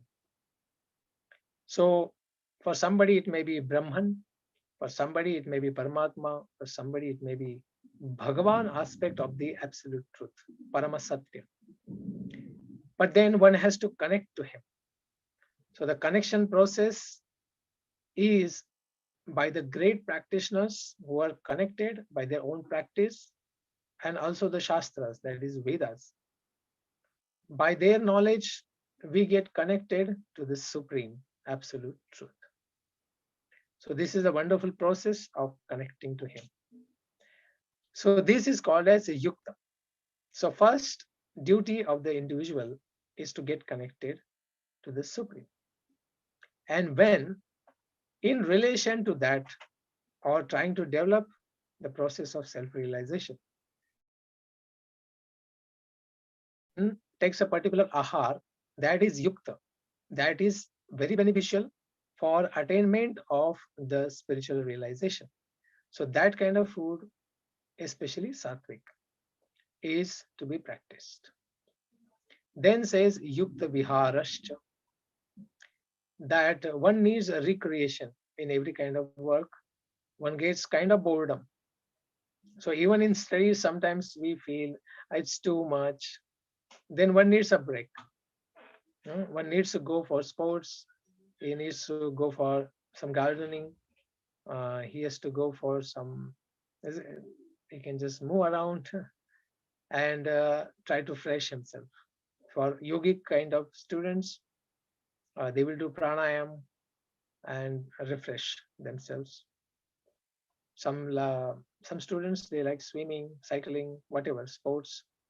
So this is all vihar. So this vihar has to be yukta. That means this vihar should also rejuvenate all our levels of energies, at the level of senses, at the level of mind, at the level of intelligence. All levels, the vihar or recreation, we call it. Recreation should help us to connect to the Supreme and revive our energy forces. Then it says yukta cheshtasya. karmasu. So this is a cheshta. Cheshta means a small endeavor. Karmasu in performance of one's action. So when one is connected to the Supreme with his action means that one does the action. That is, first goal is obviously for self-realization. But then this cheshta or action has to connect to the Supreme by following the selflessness. That our action should be to benefit others. That is the best way to perform that action. Like now we are giving a class, we are trying to discuss with you. This is only for the pleasure of the Supreme and for the benefit of everybody who is hearing it. So this is all done selflessly to help the humanity at all levels, to make them better and to get the joy of living in this world, and try to perform the functions for the pleasure of others. So to the degree we are selfless in our action, that means we are in sattvic nature. To that degree, we ourselves will be very happy. Now there are professionals, there's lakhs and crores of people are doing jobs. They are paid for their work. And mostly they are doing it to earn money, a salary, some remuneration from their employer. So when this goal is there, and this is the only goal if one has, then what happens? His satisfaction is only to the degree he will be paid for. And to the degree he expects more than that, he is not going to get. But when one starts performing his actions for the welfare of others, and he doesn't expect anything in reaction, he just does it for the welfare of others. He doesn't need in return anything. So these kind of personalities are called as karma yogis, khas, especially nishkama karma yogis. And these kind of people are very, very great souls. We can see them in societies. So they perform their functions for the pleasure and benefit of others. So their satisfaction level you can see very high. And although they are not paid for it, but they are very happy and they are sharing their joys with others at all platforms. Even we can see there are Bollywood people, there are Hollywood people, there are politicians, there are these and that. Everybody does some kind of a charity work or charity shows, and you can see they also give their interviews. You can see them. They get more joy by performing when they perform for charitable work than they do for professional. As a profession they do. So this great joy comes when there is a service attitude, trying to serve others. So this keeps one's head very cool. So this is also mode of goodness. Then it says yukta swapnavabodhasya, that one should be able to balance and regulate his sleep. Too much sleep once makes oneself to go in the mode of tamas, ignorance, inaction. And very less sleep makes one completely disturbed, disarranged, and imbalanced. So too much sleep, that is more than 10 hours, and too less sleep, 1 or 2 hours, is not good for health. So what is required is optimum 6 hours of the rest. So this is yukta swapna. And this swapna means actually here rest, especially night rest. And if it is a day rest, then what happens? Then he will have a change of kind of biological clock, and his sleep cycle in the night will be disturbed. So what is recommended is to take always a good night rest to revive one's intelligence, because it says that one revives its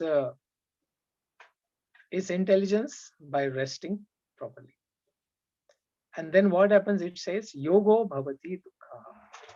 So this yoga, the connecting process with the Supreme, helps oneself to first connect to the Supreme and help oneself to elevate on a very high level. So to keep this cool head is very, very important.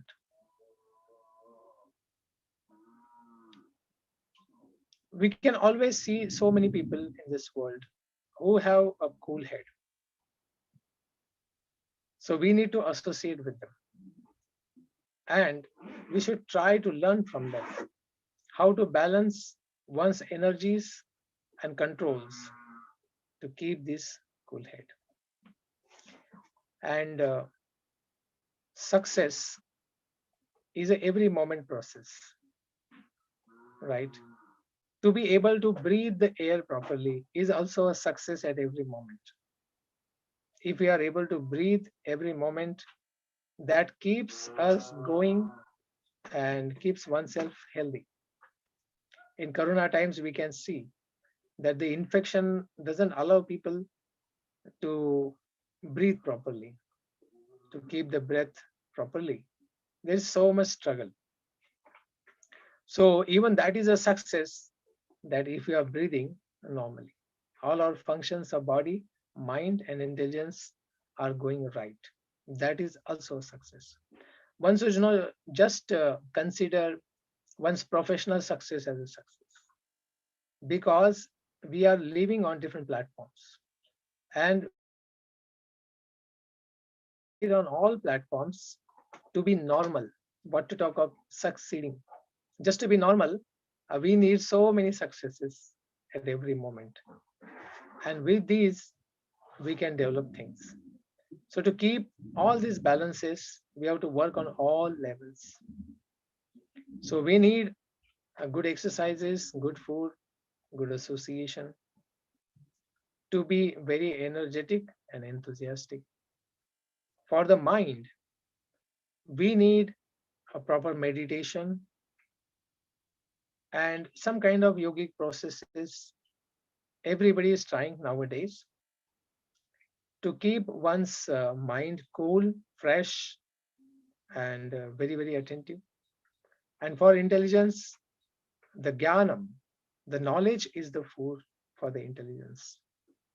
So to have this knowledge, one should have good inputs.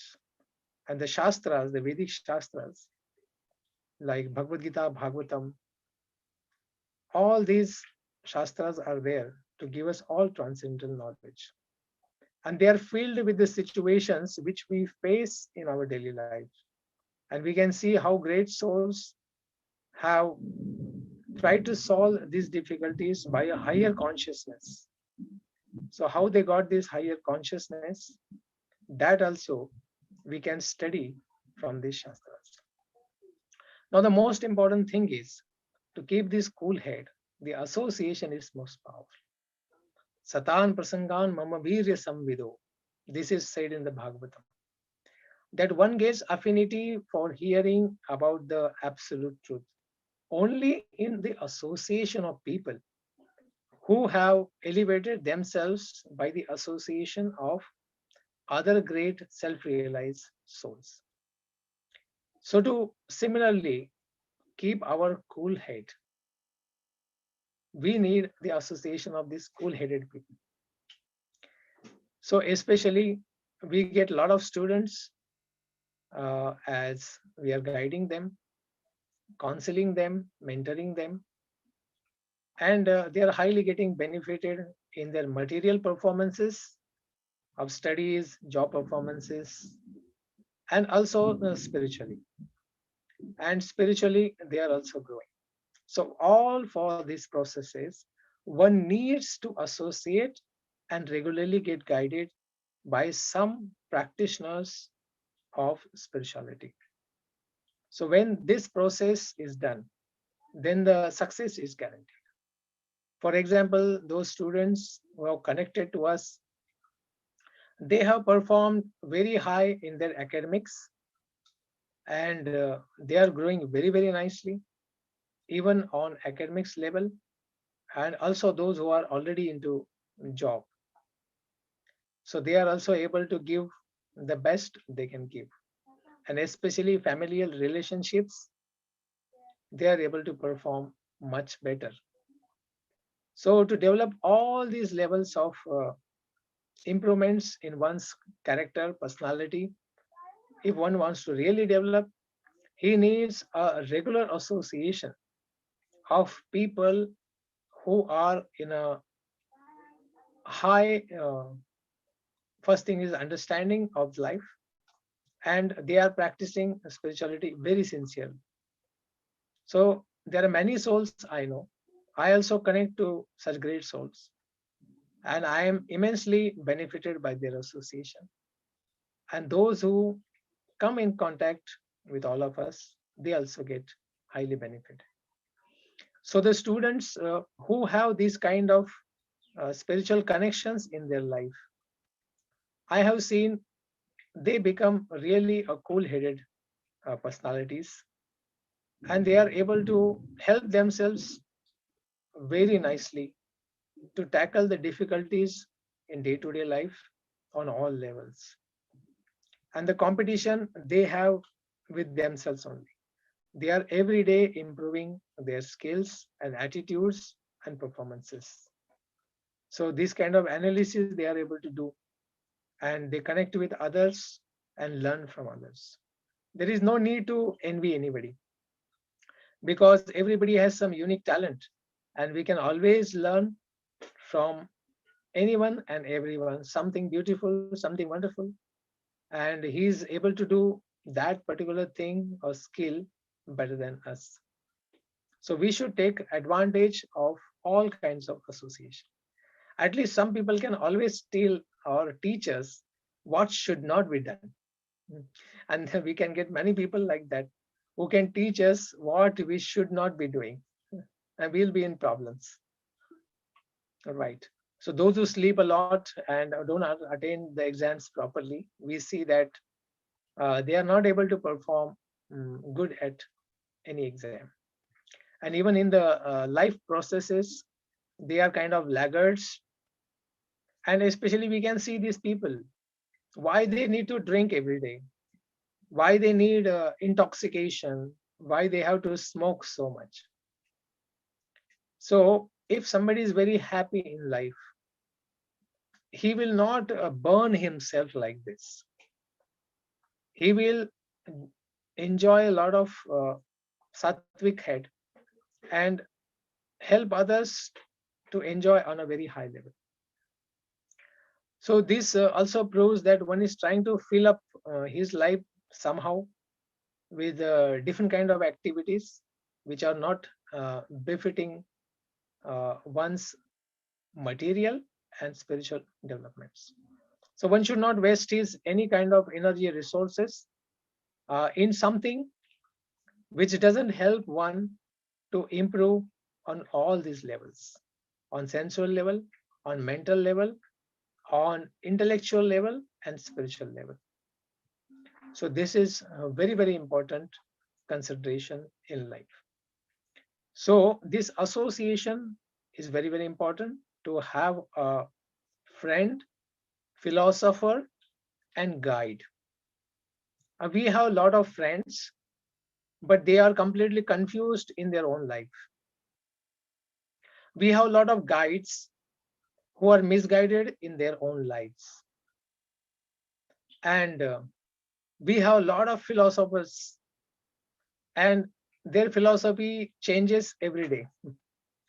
So these kind of people, there are a lot of people in our life. So we need somebody who is stable, who is happy. Such kind of people we should try to make friendship with. We should hear the philosophy from them, because even a fool has a philosophy, as his persona, right?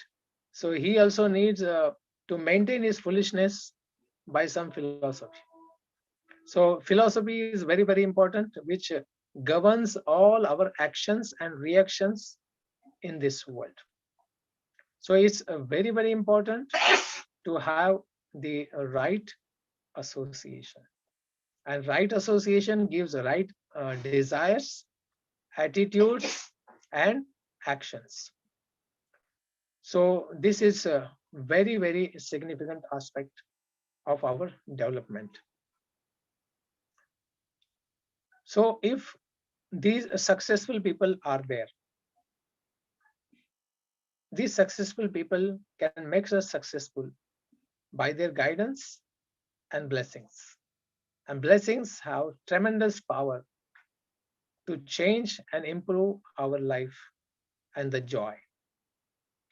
And once it was asked to Arnold, what is your success formula? And I liked his answer. He says, I never have B plan in my life. He always have only one plan, that is A plan. Because when there is a B plan, the mind has the tendency to always think and expand on B plan than performing the A plan, that is the main action plan, not the option one, B.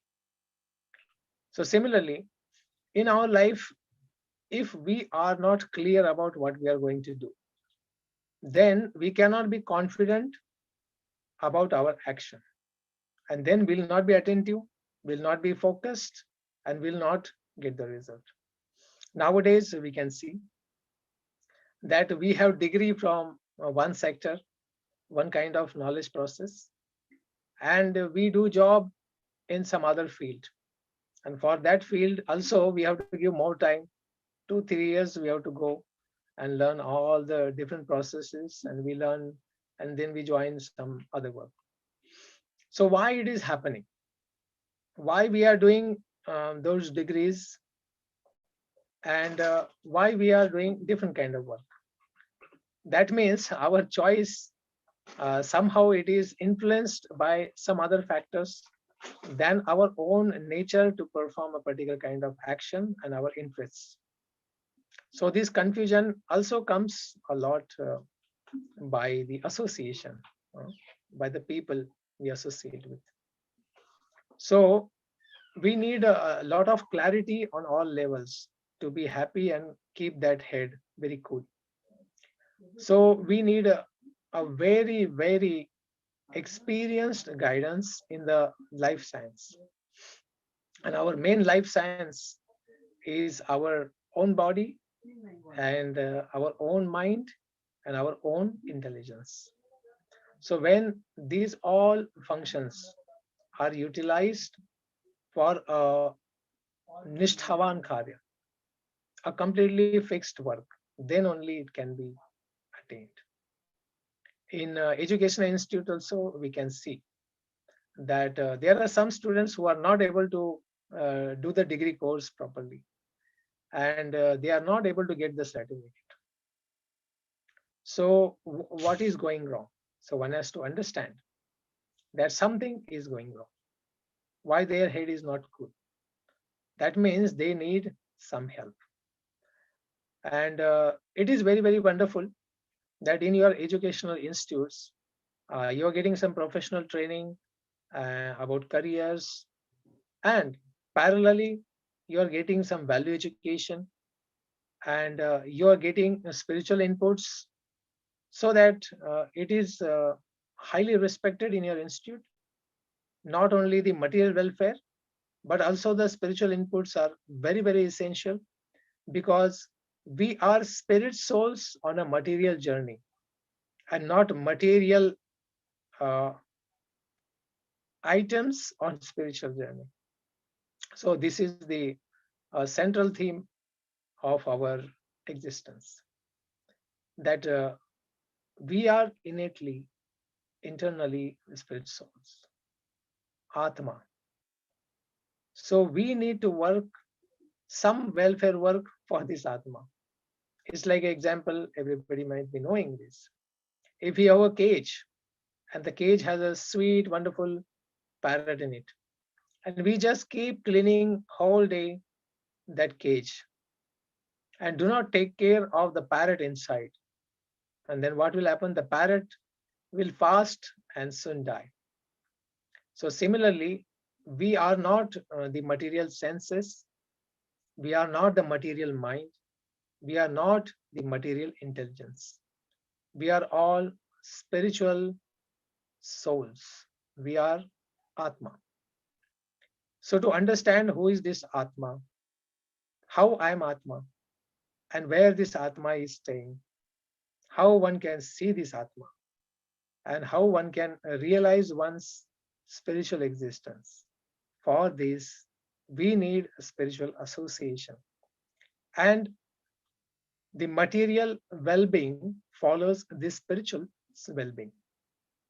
When one is spiritually situated and happy, he is materially also nicely situated and happy, because material life follows the spiritual well being.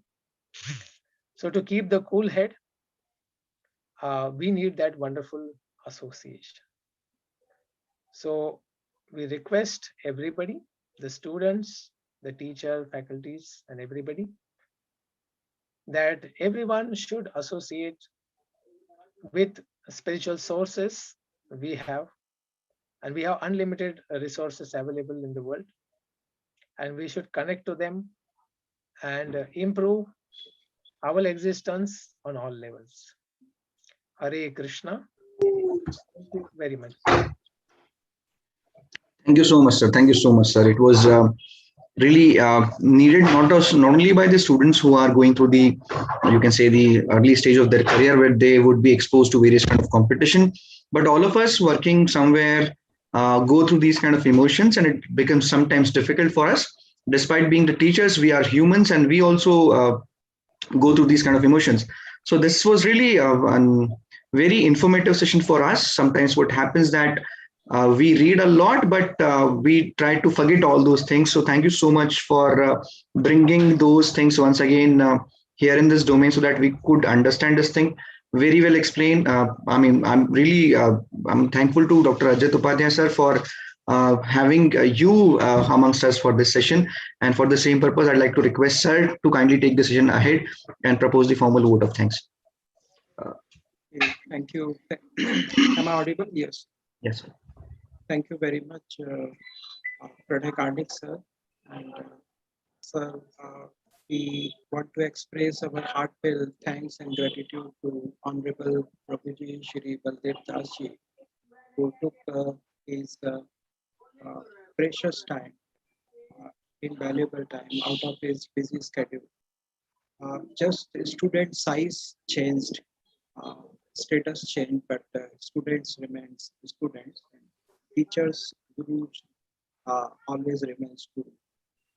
Sir, today, your pious words, which is sufficient enough to open the brain and always ask us to exercise our intelligence in a equanimity mode.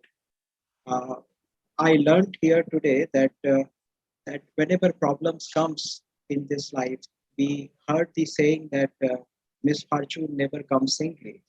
But you quoted the example of the cyclone of the Maharashtra, and you talk about that the problems comes with the solution.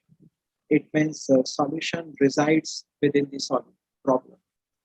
And you also drew the attentions of the gathering over here on three aspects. Number one, that how the acquiring senses, if they are working in accordance with the action senses, can be able to bring the drastic changes into the lives of others by utilizing and exercising the plethora of opportunities that exist within our mind faculty.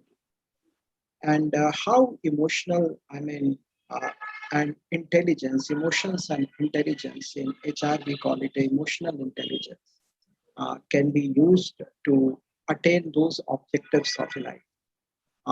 Truly, each one of us have been trained right from our birth that in giving you get a bliss and satisfaction or content. Like when we prepare some food at home and offer to the Almighty or the God in any sense, Moort or Amurt form, visible or invisible form, we call it a prasad.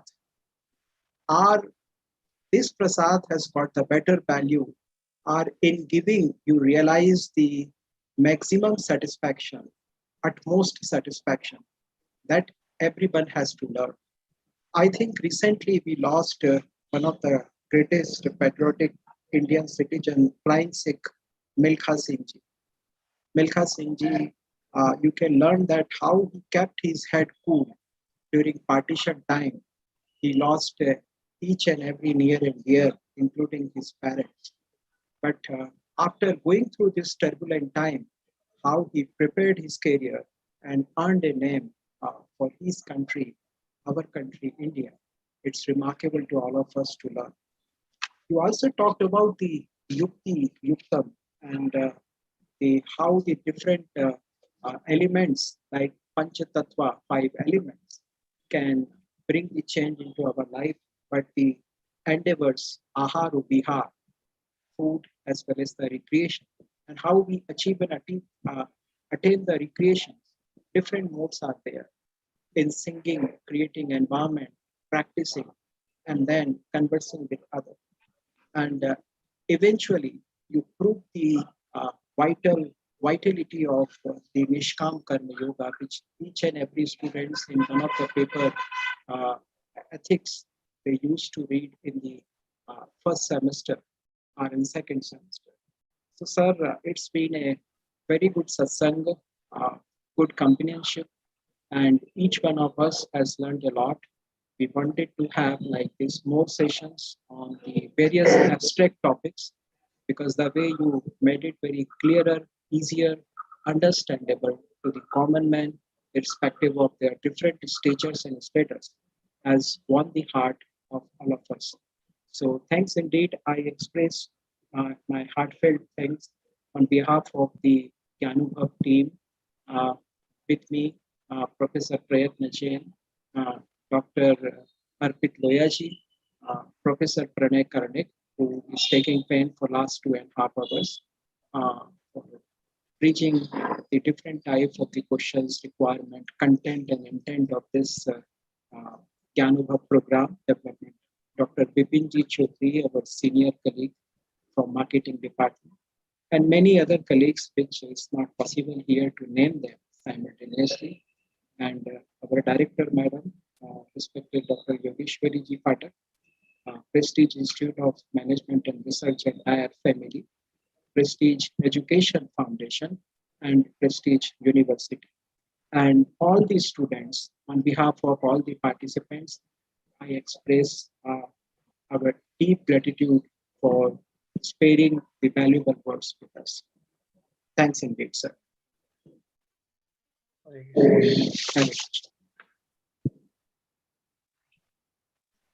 Thank you so much, sir. With the permission of Shri Baldev Das, sir, can I wind up the session now, sir?